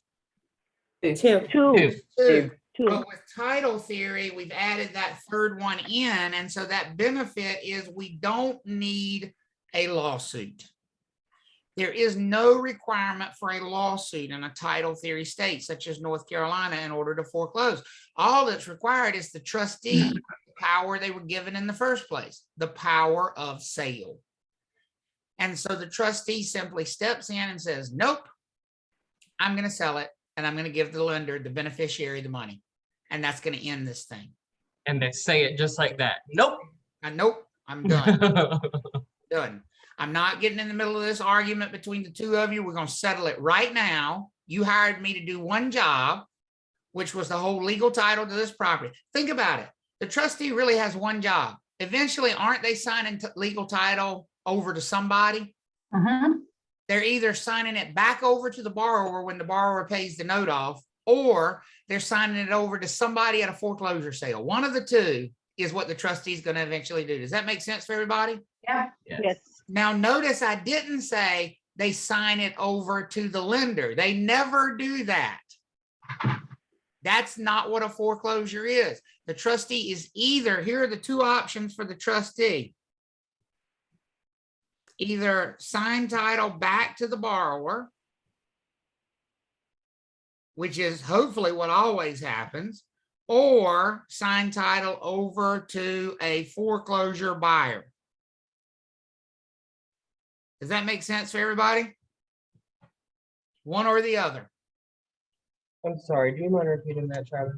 There are only two, sure, there are only two possible outcomes for the trustee with title to this property, legal title to this property. They are either going to sign legal title back over to the borrower if the borrower completely satisfies the note, pays it off. It's called a satisfaction. Or they're going to sign title over to whoever buys it at a foreclosure auction. That's it. Thank you. So here's what the trustee's waiting for. One way or another, they're waiting for a phone call from the lender. What's the 2 pieces of news that the lender could give to the trustee? It tells the trustee what next step is. The loan is current, The or go ahead and foreclose, not even current. The loan is completely what? paid off. Paid off. Because we're not going to give the trustee regular updates that it's current. We're never going to contact them. The Right. lender, the trustee will never hear from this lender for 30 years if you're making your payments on time. But when you make the last payment or when you pay that thing off, the lender's going to contact the trustee and say, the note's satisfied, sign title back over to Summer. Client, yeah, the borrower. Okay. So I just had a question in the chat, which I just kind of wanted to confirm. I do think that it is going to be covered because I just looked forward a couple of slides. Who gets the money if the trustee sells? Yes, we're going to talk about distribution of the proceeds for sure. How we're going to distribute the proceeds. We're going to talk about that. Okay. Yep. Well, Alicia, we're going to talk about your point as well, for sure. The other phone call that could come from the lender is Mandy is in default. We need you to sell the property and pay us our money. Those are the only 2 phone calls trustees ever get. They either get really good news or really what? Really bad. Really bad. Bad. That's it. That's the job of the trustee. Does that make sense for everybody? So here's the thing, on a monthly ongoing basis, what involvement is the trustee going to have in this loan process? Hopefully none. None. None at all. They're only going to be notified to do one of 2 things, either sign title back over to the borrower or move forward with the foreclosure process. Is everybody with me on that? Mhm. Now, let me ask y'all a question. Is one of those a lot more work than the other? Does one, now keep in mind, the trustee's probably already been paid a fee way back when the loan was first issued for serving as the trustee. Maybe they got like a $500 fee, whatever it was. But they were paid a fee to serve as the trustee. Is one of these routes much more labor intensive for the trustee? One of them just involves signing the title back over to the borrower. The other one involves sending a notice to the borrower, kicking the borrower out, changing the locks on the house, securing the property, setting up an auction, auctioning the property off, and then distributing the money. Which one sounds like more work to you for the trustee? The sale. Foreclosure. The foreclosure option. I want you to keep that in mind because folks, they ain't going to do that for free. This option over here is going to cost a lot of money in fees. And it's going to be the trustee who makes those fees, who gets paid for this service. Remember that after all, they are who? What's their profession? Attorneys. They're attorneys. They bill by the hour, don't they? It'll be an expensive process right there. How do we feel so far? Okay. Now, one thing I do like to point out, because this one I think sometimes throws people for a little bit of a loop. Even though this is a non-judicial foreclosure, even though there is no lawsuit, even though there's not going to be the borrower being sued by the lender here, the property still has to be sold. Every foreclosure auction always happens at the same location, whether you're in a lien theory state or a title theory state. The actual location of the sale is the same. It's going to be at the county courthouse. That's where the sale is going to happen. On the steps, right? On the steps. They always say on the steps, but technically you have to go into the clerk's office usually. But the auction always happens at the county courthouse. The only question is who's running the auction. In a lien theory state, who's running the auction? The sheriff. Yeah. That's exactly right. In a title theory state, who's running the auction?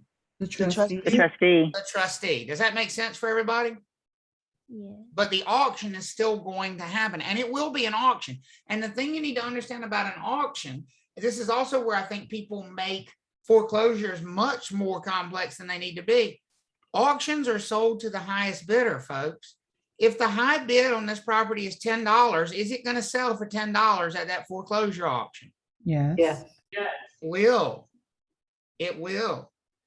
It absolutely will. Now, typically, doesn't the lender go to the foreclosure auction and make sure they bid $1 over what is owed to them or They something? do, and we're going to talk about the reasons for that here coming up in just a minute. But yes, usually the lender is the first bidder at the auction because they have a vested interest in making sure it doesn't sell for $10. Because think about it, they're the beneficiary of the sale. How sick would Bank of America be if they're the beneficiary of this sale and the trustee gives them a check for $10 because that's what the property sold for? How sick would Bank of America be if that happened? Very. Like Very, flu. right?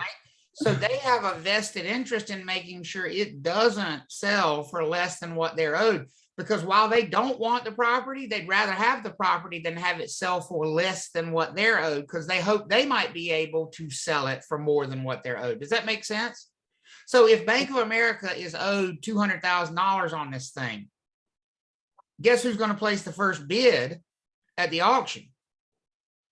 Bank of Bank of America. Bank of America. And coincidentally, for how much money? $200,000. $200,000 because 201,000. 201, right? And because here's what's going to happen. One of two things is going to happen in that case. Either somebody's going to outbid them, in which case they're going to do a happy dance. Because if they're outbid, aren't they going to get all their money at the auction? Aren't the proceeds going to be enough to pay them off? Right? So if somebody comes in and bids $220,000 after them, Bank of America is doing the happy dance because they didn't want the thing anyway. It's not like they wanted to buy it at the auction. They were basically just setting the floor by bidding a certain price. Does that make sense? In fact, you've all seen this at auctions. You ever been to an auction and you always wonder if like the person whose stuff is being auctioned off, if their buddies in the crowd bidding it up, right? Well, that's essentially what the lender is doing at the foreclosure auction. They're bidding it up. They're trying to make sure that it doesn't sell for less than what they're owed. Right? Okay.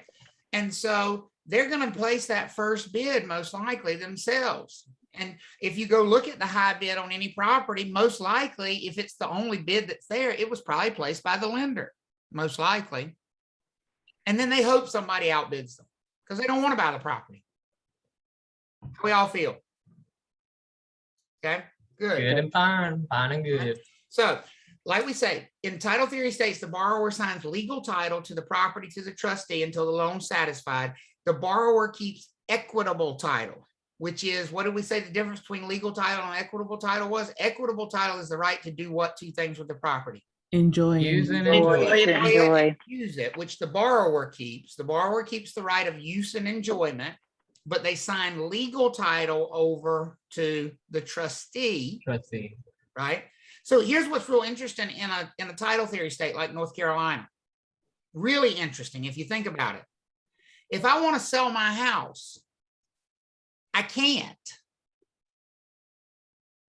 because I don't have legal title to my house. Who does? Your trustee. Trustee. The trustee. So how do we make that happen? When Pay is, off the loan. when is the trustee going to release legal title back to me? When When you that's- pay off the loan. When I pay off the loan, right? Yeah. So add this to the list of things the closing attorney has to do. What do you think step one is going to be at the closing attorney's office? They're going to take the money that's coming into the transaction and first of all, satisfy the note. Because as soon as they satisfy the note, they're going to make sure the trustee on that note, on that deed of trust is aware this note's been satisfied. So the trustee will release title. Does that make sense for everybody? Because then they can't sell it, right? So now the trustee releases title back to who? The lender. Borrower. The borrower. Oh, the borrower. Which is the seller in this case, right? It's the person who's trying to sell their house. Now that the seller has legal title back, can they sell it can they sign a deed selling the property to the buyer? Yeah. Yeah. So now they sign the deed transferring ownership over to the buyer. And by the way, the buyer's probably getting their own loan. Does that make sense for everybody? Yeah. And so the buyer's going to sign a promissory note to their lender. They're going to sign a new deed of trust, transferring legal title back over to who? The trustee. The The new new trustee. trustee on the new loan. Mhm. So here's what happened with legal title to that property for that one closing. This is how complex a closing really is. for that one closing. And Patty's like, yep, I deal with this crap every single day, right? This is how complex that transfer is for that one closing. The seller walks in there to sell their house, which they don't really own because they've transferred ownership to a trustee. So we rely on the closing attorney. Okay, take some of the money, take enough of the money that's being put in the pot. Remember, we push everything to the middle, right? Deeds and documents and everything goes to the middle. We tell the attorney, take enough money out of the pot to pay off the existing note. Does that make sense for everybody? That's got to be step Yes. one, right? Yes. Because here's what that triggers. As soon as that note is satisfied, the trustee on the seller's loan is going to release title back to the seller. Does that make sense for everybody? Yes.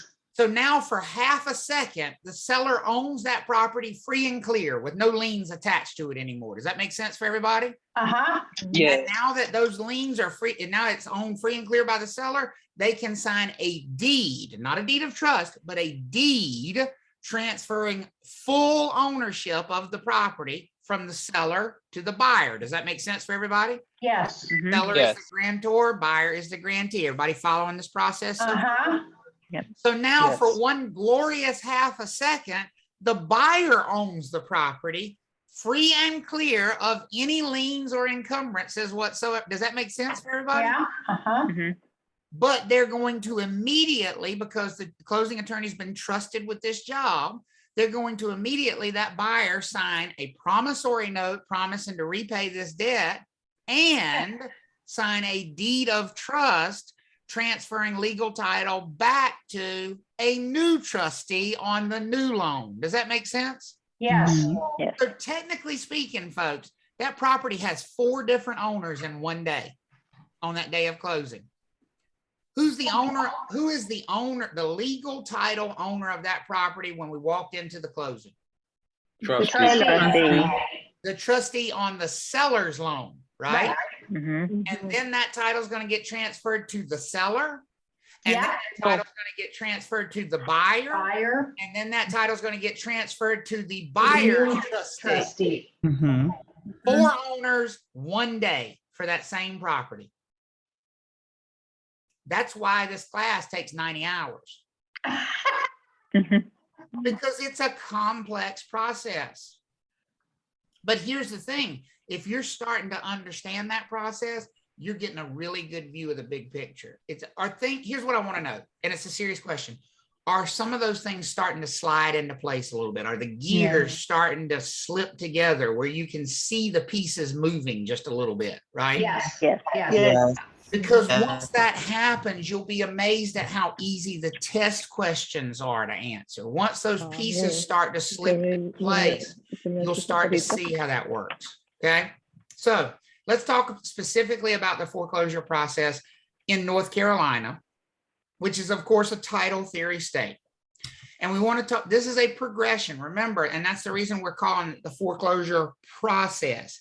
It's not a one-time thing. Foreclosure is it's sort of, think of it almost like going to a concert. If you say you're going to see, I don't know, the Killers in concert, there's always going to be some warm-up acts, right? It's not just the Killers.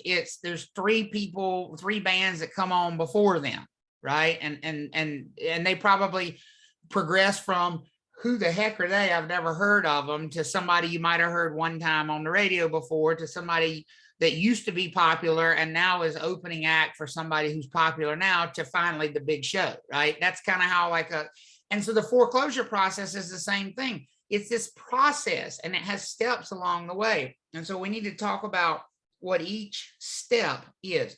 Step number 1 is very simple. We will never begin this process if the borrower does not fall behind. That's the initiation for this process. Now, keep in mind, the trustee is not involved at this point. This is simply a conversation between the borrower and the lender. Hey, you owe us money. What document are we still working on here? When the borrower falls behind, are we worried about the deed of trust yet, or are we worried about the promissory note? Which one are we talking about? Promissory Promissory note. note. Promissory note. The lender is contacting the borrower and saying, hey, you signed this note promising to pay us. You're behind. You need to pay us. When you think you're gonna be able to get caught up, the lender's trying to collect, we're trying to work out a resolution. Does that make sense for everybody? Uh-huh. At some point, Yes. the lender is going to tire of that. Now, the note is usually going to specify how long they have to wait. The note might say you're in default at 60 days past due. The note might say you're in default at 90 days past due. But the truth of it is, folks, the lender can wait as long as they want to. They have to wait at least as long as the note says. But could a lender give you 6 months if that's what they decided to do before they notify the trustee? Yeah. Why not? Yes, Or even longer? Because here's the thing, if the lender feels I see that, idea.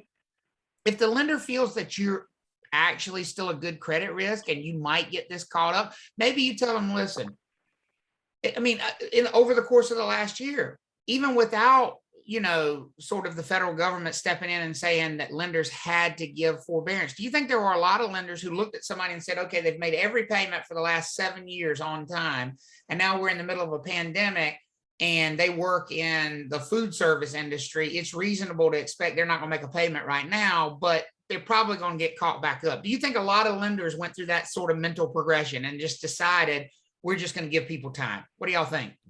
Yes. Yes. Mhm. Sure, That's because they good. can. Does that make sense for everybody? Mhm. Okay. Whatever the timing is here is really up to the lender. But at some point, they're going to move this thing to step number 2. Step number 2 is where they involve the trustee. Okay. Step number 2 is where we notify the trustee and we say, okay, I'm tired of dealing with this borrower. We have tried. They are behind. They're not working with us. They're not getting caught up. And I'll point this out to you. Generally speaking, once we get here, it's out of the control of the lender from this point forward. Once they engage the services of the trustee, it's too late. It's like hiring a hitman. You're not going to hear from them again until they already killed somebody.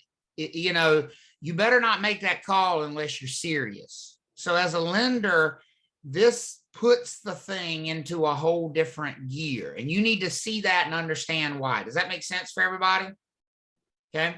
So at this point in time, the communication between the lender and the borrower is probably going to cease. Who is the borrower probably going to be communicating with from this point forward? Trustee. With the trustee. Trustee. And if the borrower wasn't aware of that, they will be at step 3, because as soon as the lender notifies the trustee, the borrower is going to get a notice from the trustee called the notice of default. The trustee is going to send an official notice. And folks, this is publicly available. This is a publicly recorded document. This tells the world that you're in default on that note. And why is it necessary to tell the world that you're in default? Because we're telling the world that what could happen from any point forward, from this point forward, what could happen at any time? Foreclosure. Your house could be, Foreclosure.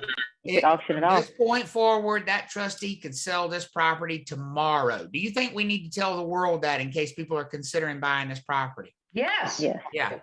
So this is, so when people generally talk about, when's this going to hit my credit? This is the big one. At least, yeah, you already had the negative reporting from the late payments, but this is the first major hit to somebody's credit, because this And Travis, is a publicly available notice. Yes. that statement that you said, we need to publicly record this because in case anybody's interested in buying the property, you're not meaning as though like in a good way somebody's interested. You're meaning if somebody buys this property while they're in the process or either transfers the ownership over to them, they could still be foreclosed on as well. Well, but their closing may never happen. Maybe if somebody's under contract to buy this property, do they need to know, holy crap, we better hurry up because it might be sold out from under us if we're not fast. Yes. And so they They could lose so much. right. And so we've got to warn the public and basically say, listen, there is this big action impending on this property. Is everybody good on what's happening here at the notice of default? Yeah, Travis, I have a quick Yes. question. Okay, somebody said they had a question. I didn't see who it was. It was me, I Taj. think Go Taj. ahead, Josh. So what if would this constitute if I was a buyer's agent? Would this constitute as material facts? And would it is probability that I tell my client, hey, you might want to wait to the foreclosure process because you might be able to get it at a cheaper rate? So this absolutely constitutes a material fact. You might give that advice. I'm not going to necessarily say it's good advice, because here's the thing you need to understand. It might sell for less at a foreclosure auction, but it might sell for more. There's no 100% guarantee that it's always going to be for less. But also, if the buyer's already under contract to purchase the property, they're guaranteed to purchase the property if they can go ahead and close, because the seller doesn't have the right to sell it to somebody else. If they wait and let it go to foreclosure, they're competing against the world again for that property. So, you just need to lay out all the options for that buyer here and say, you might wait, and you might get it for cheaper, but somebody else might get it. And so you need to decide what's more important to you. Does that make sense, Taj? Why it's not completely clear what will happen? But it is a material fact that you still have to disclose to your clients. Absolutely. Not just to your client. Well, to Material your facts customer don't as tie to well. clients, to everybody, right? To everybody. So everybody, this is a public thing. Everybody needs to be notified that this borrower is now in default and the trustee's been involved, and we are now started on a glide path toward foreclosure. now that's the seller, right? I mean, so if in Taj's example, the buyer, right, is buying this property Yep. after the person received a notice of default, so they're trying to sell it quickly, right? Why would she have to notify the seller it's a material fact? You got to notify everybody. Everybody's got to No be matter what, no matter if it's obvious that they know. Okay. right. Because this and here's the reason it's a material fact, and maybe that's the question you're asking. Here's why it's a material fact. Does this relate to the seller's ability to close a transaction? If the fact that they are now in the foreclosure process, could that prevent them from selling it to someone else because it might be sold first? Yep. Yes. Right? Yes, Yes. it's out of their Remember- hands. And remember, one of those material facts is, can this person actually complete the transaction? So this becomes a material fact at this moment. Now, as an agent, or as a realtor, do you contact the trustee in this case and say, listen, we have a buyer coming, we have an offer that's been accepted, can you sort of slow the process until we can get it sold? Absolutely. That would be the absolute thing to do, is get in touch with the trustee and say, now listen, hold, stop, time out, stop the presses. We understand what your function is here. You've been engaged to sell the property and pay the lender off. I can save you a lot of work. I already got a buyer. We're already under contract. It's going to sell. It's going to sell for enough to satisfy everybody. You're going to get your fees. They're going to get their money. Seller's going to get some money. Do you think the trustee is likely to say, okay, Jack, you do your job and I'll shut up for right now? If you contact them with all that information, do you think the trustee is just going to say, you do your thing? What do y'all think? Yes. Yes, to make their job easier. And Yes. make their job a lot easier. So that would be music to the trustee's ears. So yes, definitely reach out in that case, because most likely they will back off. Okay. And they will talk to somebody who's not a party in the deal. They will. And in that case, if you're not trying to negotiate with them, you're just informing them. Hey, just like you're informing the public of this material fact, you're informing the trustee. Hey, you need to know all the facts here. It's already on the market. It's already under contract. We'll be glad to provide you with a copy of that contract. You might want to hold off. Okay. And so it's a great question and a great thing to do is contact them. How do we all feel? Pretty good? Okay. All right. Yes. So now, assuming that this progresses the way they normally do, this is also when the trustee is going to not only notify the borrower that the foreclosure process has begun, but y'all remember when we talked about that acceleration clause that is usually in the note? Do you remember that from earlier? The acceleration clause? Yes. This would also be when the trustee would most likely notify the borrower, by the way, your note has now been accelerated. So You- meaning, we're done collecting payments. We That's don't want it. your payments. We don't want to talk to you anymore. If you reach, all we're going to accept is full payment of the. That's it. There's one payment you can make at this point to prevent us from selling your property out from under you, and that's payment in full. If you either come up with payment in full, and they'll usually give some timeline, maybe 30 days from that notice of default, that says you can either come up with payment in full. And by the way, here's what I want to point out to you all. Now, this is where it gets ugly. You need to pay attention to this, because this is where the real ugliness of foreclosure is laid out for all of us to look at and go, oh, that's just nasty. Okay. So let's just go back and recap here. Let's say that this note is for $250,000 when the borrower falls behind. Everybody with me? Okay, borrower falls Yeah. behind, the note is valued at $250,000. When the lender notifies the trustee, do you think the lender is going to tack on some late fees, some penalties, some extra interest because the borrower is behind? What do y'all think? Yeah. Of course. Okay, so the lender notifies the trustee, and let's say the lender says, plus, they owe us an $15,000. extra $2,000 in fees and penalties. Okay, so for those of you keeping track, the lender is notifying the trustee of $252,000 owed. Does that make sense for everybody? Yeah. Mhm. Okay, because remember, the trustee Yeah. would have no idea how much is owed here. They have to be notified by the lender. The trustee is an attorney.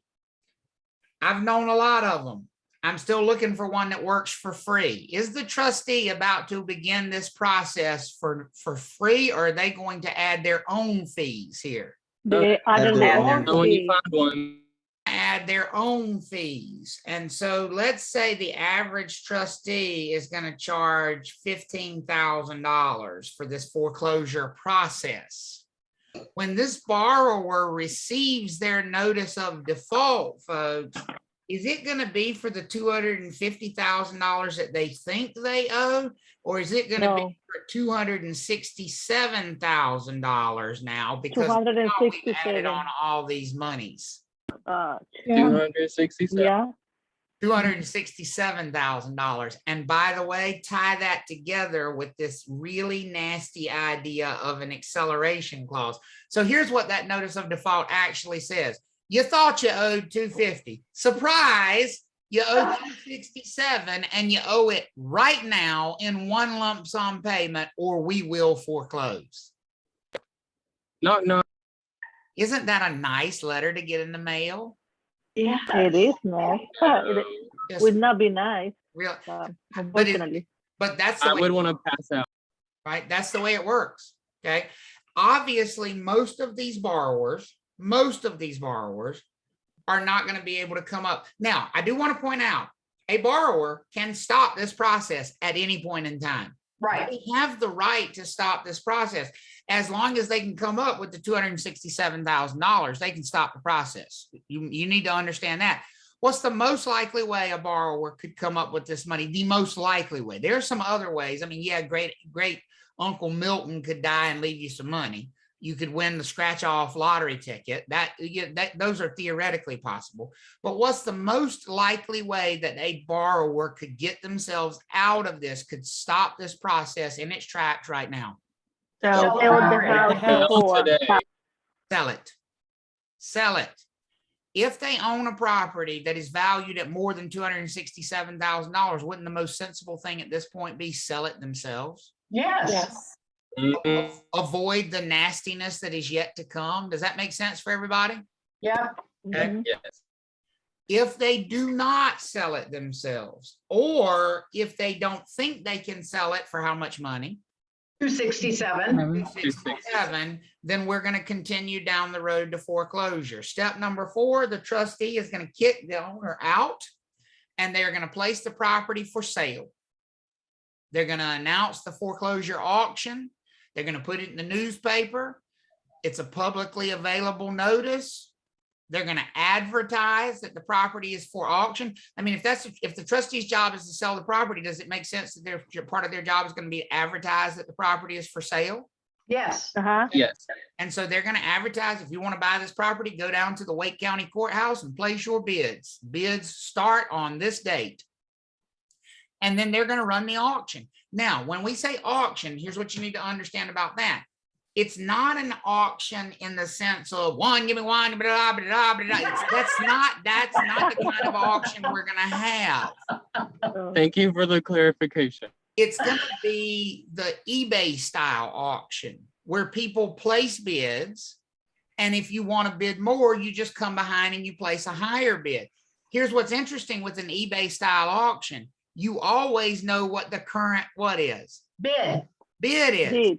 You know what the current high bid is. This is not a secret bidding process. If you want to go place a bid on this property, will you see what the bid ahead of you is? Yes. Yes. You absolutely will. And not only that, there's usually minimum upsets.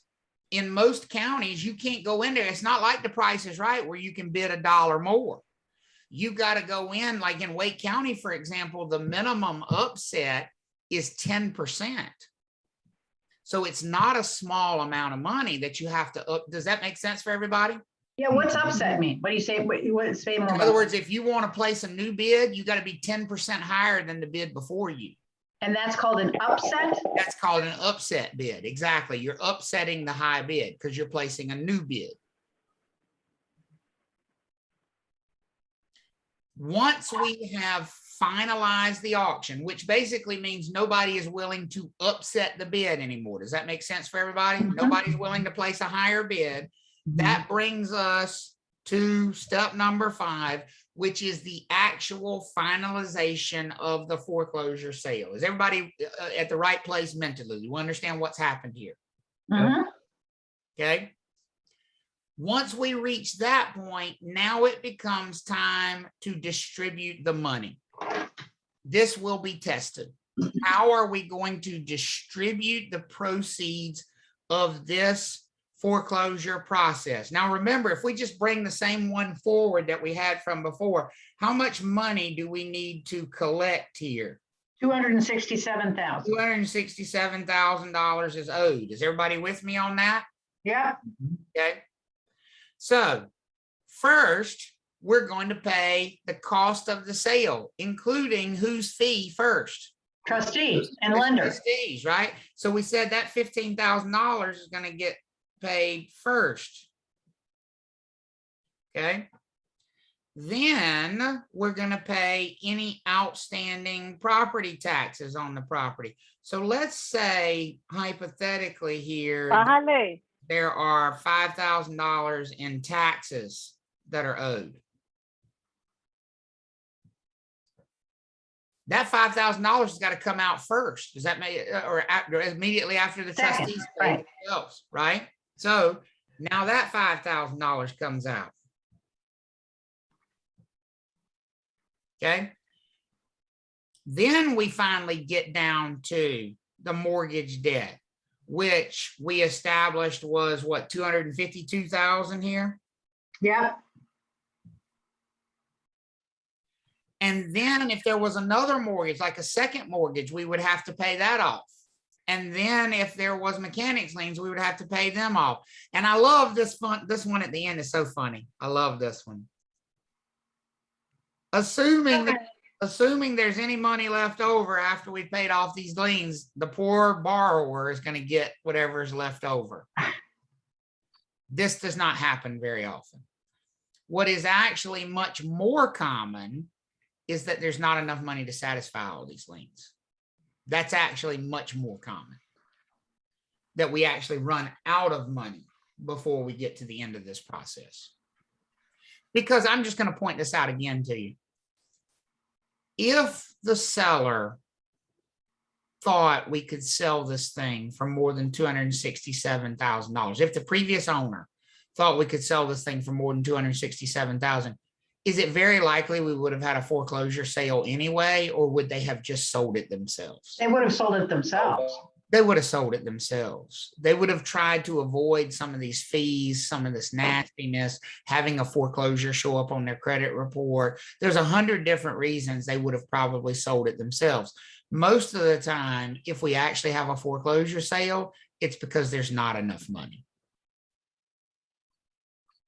So talk to me. Where are we on that progression? How do you feel about that? Are you comfortable with why we've reached this point? Travis, I have a quick question. Can you go back to the previous slide with the 267? Sure. Okay, so say for instance, we get to the process of number 3 and the cost is 267 for this default notice.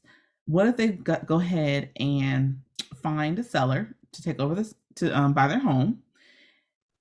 So the seller market. I'm sorry, they found a borrower, right, to buy the home from them.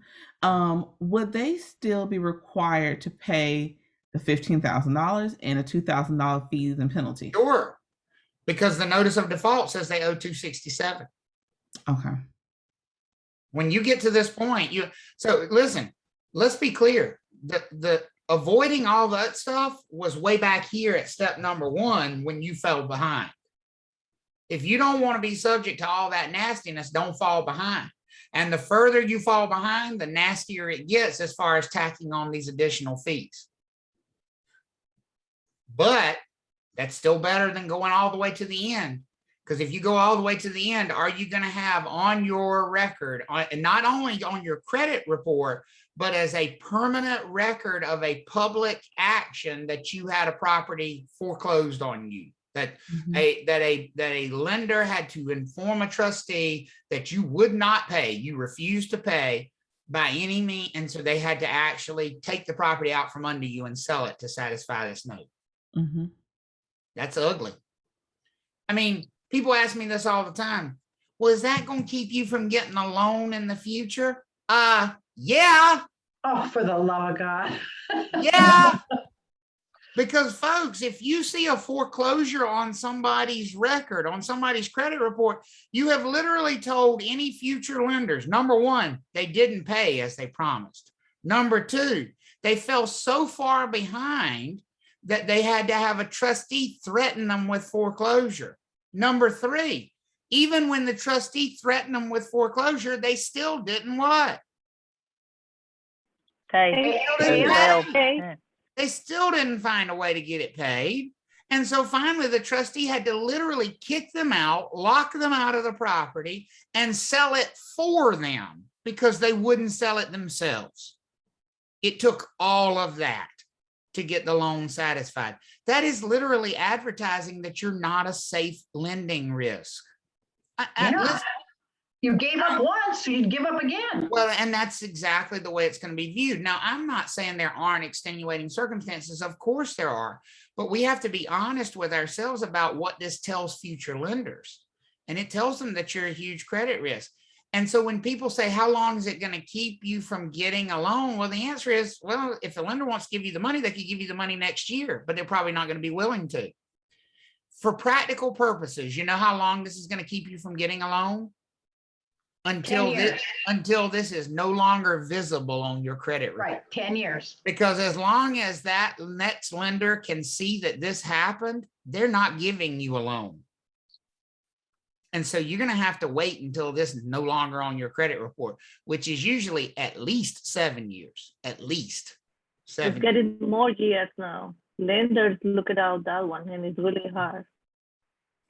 But does that logically follow why when we say it's going to take you a long time before you're going to get another loan? Basically, lenders are not going to give you another loan until they can no longer see that you screwed up this one. Trust me, if they ever change the rule where foreclosure stay on a credit report for 15 years, guess how long it'll take you to get a loan after you have a foreclosure? It'll take 15 at that point. Because if they know you've ever been foreclosed on, they're not giving you a loan. Any kind of loan. It's just not going to happen. I mean, and we just have to understand the rationale for that is they see that it didn't work out the last time. How do we feel? Oh, got this kind of locked in your brain about how this progression works from the lender perspective? Good. Okay, good. Yes. Now, we need to put a name with this idea of saving the property from foreclosure. There is a name for that. Remember, if somebody, the borrower, magically gets all the money, if they come up with that full $267,000 that the trustee has told them that they owe, they can always avoid the foreclosure sale. And that is called redemption, redeeming the property. And basically, you can redeem the property throughout the entirety of this process. As long as we are somewhere on this scale, if we're at number 4, can you still redeem the property? Even though the property's been placed for sale, can you still redeem it at number 4? Yeah. Yes, Yes, not finalized. it's not final. You don't lose the right to redemption until we get all the way to number 5. Does that make sense for everybody? Once we are at number 5, the borrower can no longer redeem the property. And so what do we mean by redemption? We mean basically showing up with all the money, even while the auction is going on. And y'all have probably seen this in like movies and stuff before. How many of you have ever seen like an auction happening and somebody's racing across town because they got the money and now they're going to save the house? And you know, you can, as long as you can show up with the money while the auction is going on, folks, you can still redeem the property. And so how long does that give you in North Carolina? You need to know this specifically. In North Carolina, you have 10 days after any bid is placed on the property to redeem it, because that's how long the bid has to be upset. In other words, while we're waiting for a high bid, the borrower can still redeem the property. And guess what? If we get a higher bid, guess what gets reset? That 10 days. 10 That days. 10-day waiting period. That 10-day waiting period while we're waiting for another higher bid also gives the borrower another 10 days to hopefully come up with the money. As long as the borrower can come up with all the money that they owe, they can still redeem this property at any point before that sale goes final. But once there are no more bids placed for 10 days, that sale is final. Can the borrower redeem the property even if their bid is lower than the highest bid? So that's a good question, William, and I'm going to correct one thing you said. The borrower's not bidding. How much is it going to cost our borrower to redeem? 267. 267. If the high bid's 225, how much does it cost our borrower to redeem? 267. 267. If the high bid is $3,487,000, how much does it cost our borrower to? 267. 267. 267. The redemption is not a bid. The redemption is the amount they owe. And so whether the bid is higher or lower does not affect the redemption. As a matter of fact, by law in North Carolina, the borrower is not allowed to participate in the auction. Because here's what would happen. If the borrower could participate in the auction, and if the high bid was only 150, how much would the borrower pay? 150. They Well, just bid 150, 150. but they can't do that. They got to pay what they owe. So they're redemption. Does that help, William? Does that make sense? Yes, it does. Yeah. So when we talk about the borrower redeeming the property, they pay what they owe, whatever that number is. That's a set number. It's not a bid. Okay. Once we have Can you come back? gone through the entire foreclosure process. Travis, one sec. Can you back up and talk about statutory Yeah, redemption? you probably won't be asked a test question to differentiate between the equity right and the statutory right. Basically, are we in the 10-day period? Okay. If they're redeeming before we've started bids, it's an equity redemption. If they're redeeming during the 10-day bid period, it's a statutory redemption. That's what the difference is. I don't think they're going to tease out a question that much. Okay. Yeah. A deficiency judgment. What is a deficiency judgment? So now we remember, think about this as a progression. We're not just throwing things in there. We're trying to work this on a timeline. We are after the foreclosure. We are post foreclosure. Did the borrower come up with the money? No. No. They did not. They did not redeem the property. They did not come up with the money. Have we had a foreclosure auction? Yes, Yes. Did we get a high bidder? yes, Yes. Has the property been sold? Yes.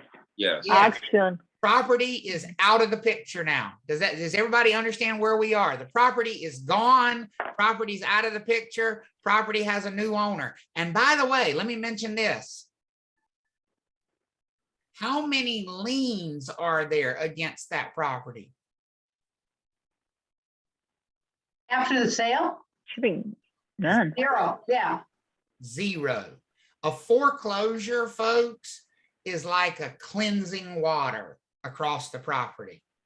From the standpoint of the property, the whole purpose of the foreclosure was to wipe the slate clean of all the liens. Does that make sense for everybody? Yes. And that's why it's so important that we work through that process of paying the liens off in this order of priority. Now, here's what I want to point out to you. Even if a mechanic's lien is older than the mortgages, which one's going to get paid first? Mortgages. Mortgages are, because the Mortgage. mortgages are at a higher priority level. Does that make sense for everybody? Mhm. Yes. So the property itself is now out of the picture. The property has been foreclosed. The sale has happened. The property has a new owner. There are no more liens against the property unless that new owner has taken out liens. Now, could the new owner have already borrowed money against the property again and signed a new deed of trust and placed a lien against the property? That's a whole new lien? Yes. Yes. But for this particular borrower, the process is over as far as the property goes. But the debt is not satisfied. A deficiency judgment happens when the foreclosure sale just does not bring enough money. So I'm going to back up to this slide over here. Let's say the property here sells for at auction $240,000 final price. First of all, is that price going to be the final accepted number? Do we sell the property for the highest bid? Yes. We do. Property sold. Property sells for $240,000. Yeah, Period. but he still owns money. We didn't satisfy the. But there you go. The borrower's not off the hook. The property's off the hook. It You is clear. the It is difference. clear. Does that make sense for Yeah. everybody? The Yes. property has now been released from all responsibility. But is there going to be some unsatisfied debt if we sell this thing for $240,000? Yes. Right? Because if we start working down from $240,000 and we take away $15,000, what doing the math, $225,000 left over, Uh-huh. and then we take away the $5,000 for property taxes, that's $220,000. Uh-huh. But the lender is expecting to get $252,000. Are they going to come up short? Yep. Real short.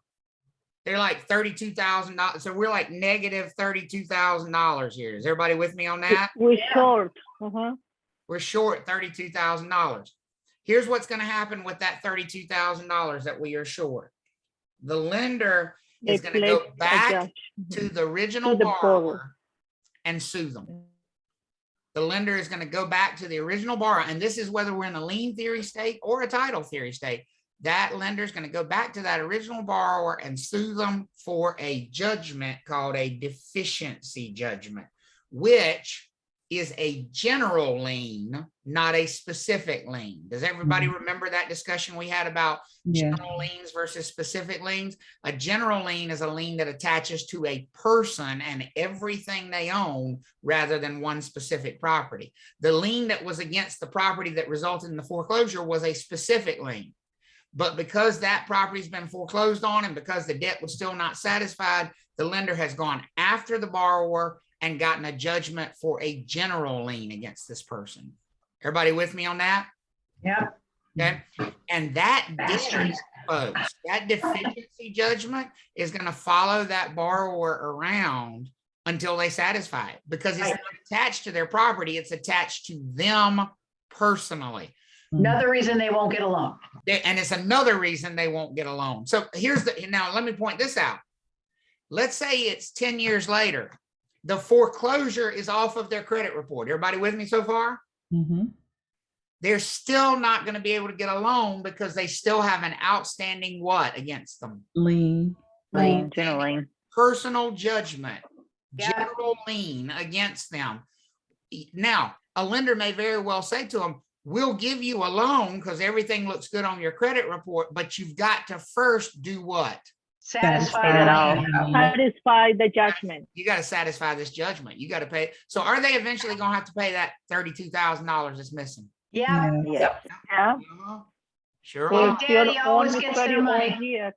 They're going to get the money. Yeah. They're going to get the money. Oh, I have what a I have process. a What an quick awful question. process. Okay, go ahead. Is William. it, I might be overthinking this. Does it have something to do with the two documents that the buyer gave at the beginning? One, the mortgage, which was the property, but the promissory note could actually be converted into a general deed because a promissory note is like a general lien. A promissory, because I can take a promissory note to court. I owe you lunch for that question / comment right there, because that is exactly right. The foreclosure is the end result of the deed of trust or the mortgage. The deficiency judgment is the end result of the other document called the what? Promissory The note. promissory note. That is exactly right. The lender is suing the borrower under the promissory note saying, you promised to pay us this money. We've exhausted every possible option to collect this money from you. You didn't make payments. We foreclosed on the property.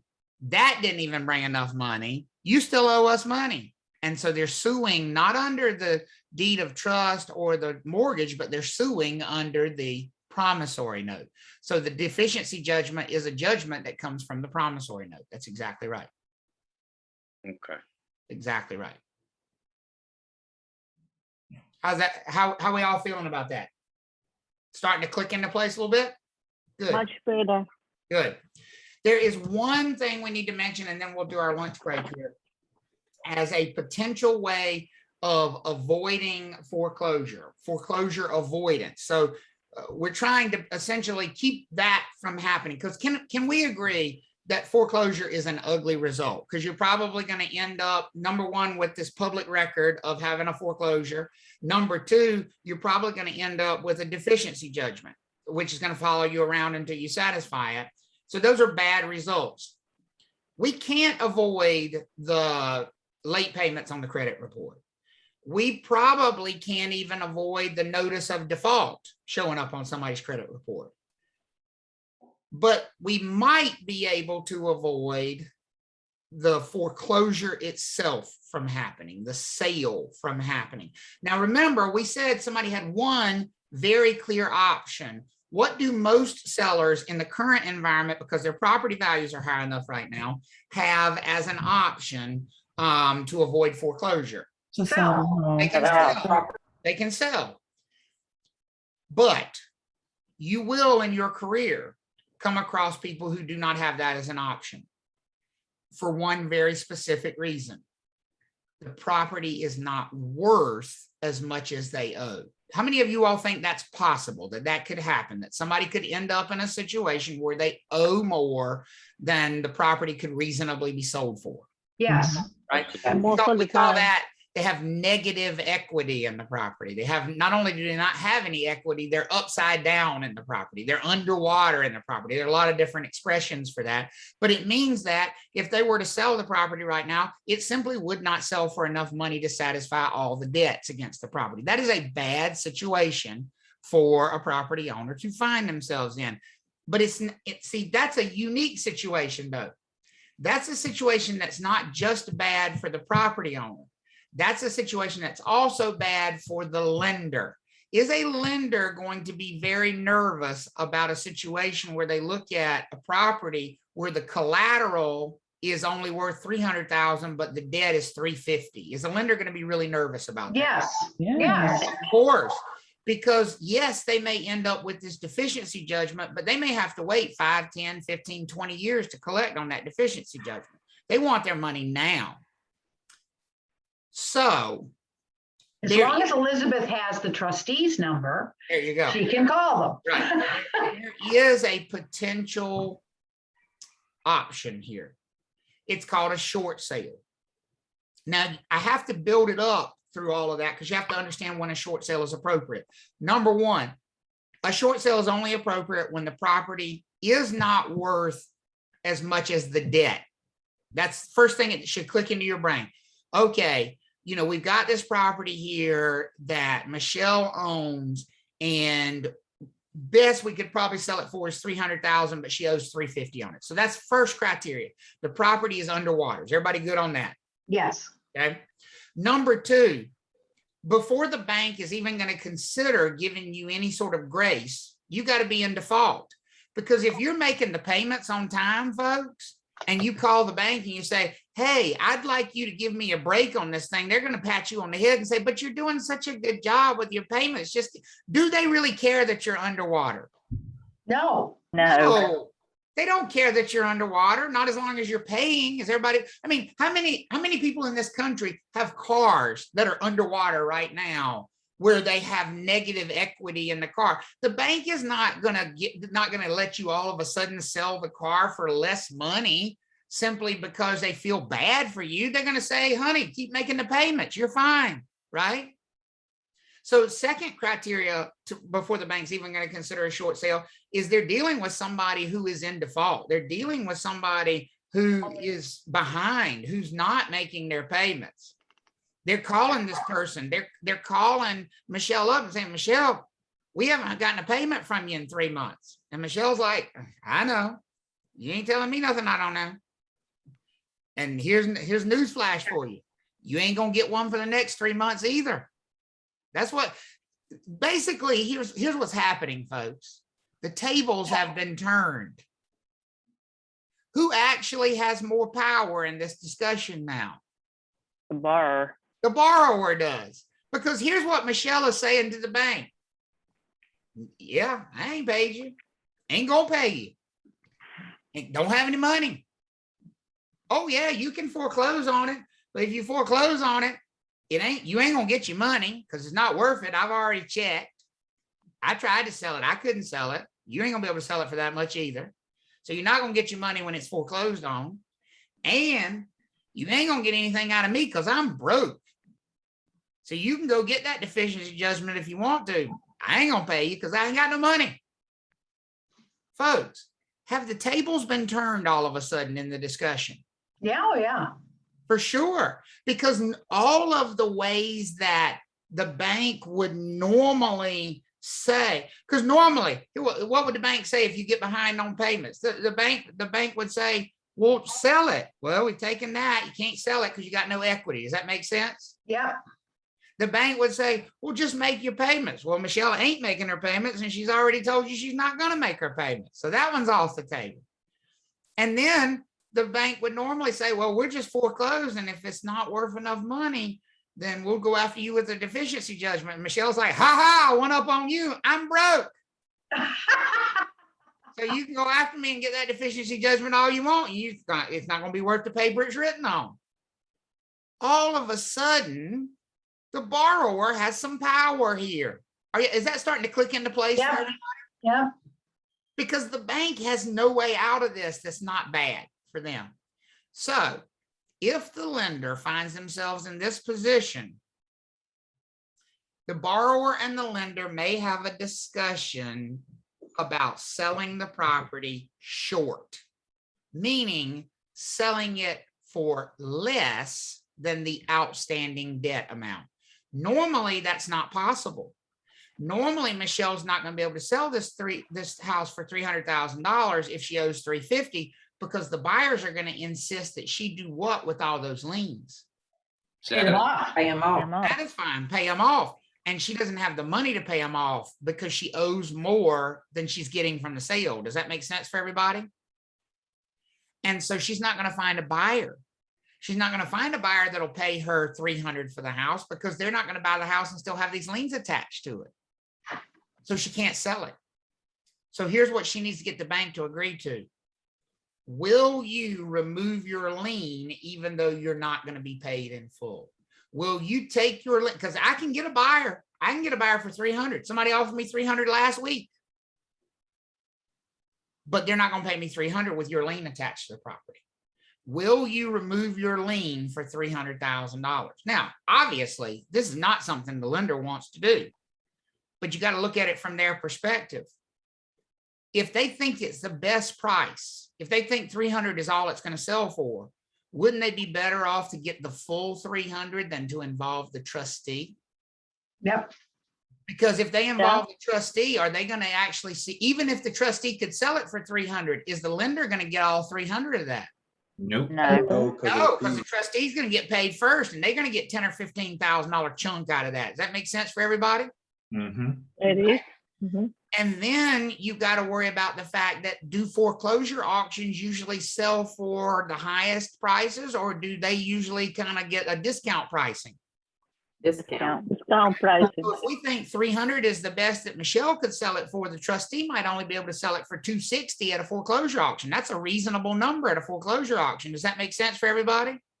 Uh-huh. Remember that 260 turned into 245 because the trustee's going to take $15,000 in fees. So here's what the lender's looking at. I could foreclose and get 245 plus a deficiency judgment for the rest, and she's broke, got no money. Or I could work with her on this short sale, remove my lien, take the hit now, but get 300. That's a short sale. You're making a financial case to the lender. Is this something the lender wants to do? Absolutely not. But it's the best of bad options at that point in time. Now, let me tell you, here's the unfortunate truth here. You don't need to know this for test taking purposes, but I'm just going to disillusion you of any thing in your mind that might lead you astray in your real career. This is not going to be available for people who have funds otherwise. Somebody who's got a retirement account, is a bank going to let them do a short sale? Nope. No, because they know if they foreclose and they get that deficiency judgment, are they going to be able to get the money from their retirement account? Yes. Yeah. Yes. Mhm. Somebody who has a 401k, somebody who has some stocks, somebody who has life insurance policies. Folks, the bank's not going to agree to a short sale because they know eventually they'll get all their money from that person. So this is only a really good option when the bank feels like it has no choice. How do we all feel about a short sale? Is that okay? Yep. Yeah. That wraps up section 6.1. Look at that. Can I ask a quick question? Yes. What are these people who are bidding, like overbidding for houses now? I mean, I know it's like some people are bidding like 30, 40, 50, 60. Is that putting them in a situation where this could happen more easily? Yep. So I think that's a great question, Rachel. I think it's a really timely question. And I think the answer is we don't know, but yes, it certainly could. I mean, logic dictates that if people are really competing and paying really high numbers for things, numbers that we've never seen, that there's always the possibility that market prices could go in the other direction. I mean, what goes up must come down to some extent, right? And so with every, I'm pretty sure if you ask people who were buying properties in 2007, could they ever find themselves underwater? They would have said, no. Have you seen the way property values go up? And then where did they find themselves in 2009, 2 years later? They were drastically underwater because property values plummeted because of a lot of different factors. So I do think there is some risk for buyers right now who are paying these numbers and driving these numbers up to, here's what I say to all these people, because people ask me this question all the time. Well, I paid $40,000 over list price, and should I be nervous about that? I'm like, well, has anybody come behind you and paid more? Oh yeah, well, the last 3 have sold for more than mine. I said, well, then you're probably okay, at least for right now. But if the answer is, well, no, I was the last one that bought in my neighborhood, you might want to sweat a little bit. If you're at that top number, you're the one that's exposed. And there's always going to be somebody at the top of that hill when prices start to go the other way. And so, yes, it definitely puts people at more risk of that, for sure. For sure. Hey, Travis, I have a deficiency judgment question. I can ask you after everybody takes a break. No, go ahead, Howard. It's All fine. right, just real quick. All right, so we know that's a general lien. Mhm. So they've lost their house, it's gone, right? But suppose that individual had a beach house. So my question is, do they have to sell it immediately? Or would they have to wait until the personal judgment comes up against them? So it would be up to the court. Okay. So basically the judgment would be attached, the deficiency judgment would be attached to them as a person. And then the courts would look at their assets and say, what they have to do in order to satisfy that. Alien. Okay, so the courts would decide. That's right. That's All exactly right. So the courts may issue the deficiency judgment and say, and they have to liquidate this property to pay it. That's up to the court issuing the deficiency judgment. So real quick, another question. I know it has not much to do with what we're talking about, but would the court do an inventory of everything that person owns? Yes, they will. Oh, man, When okay. they place that judgment, they will. They'll require that person to list all of their, because they're placing a lien against everything they own. So Gotcha. they will. In bad shape. That's why general liens are so nasty. Yeah, okay. They are nasty buggers. Claudia, you had a question? Yeah, I just want to say, now I gotta click why the flippers go to you and ask you to pay for your house when you in a process, right? Because I'm always kind of confused with that. When flippers offer money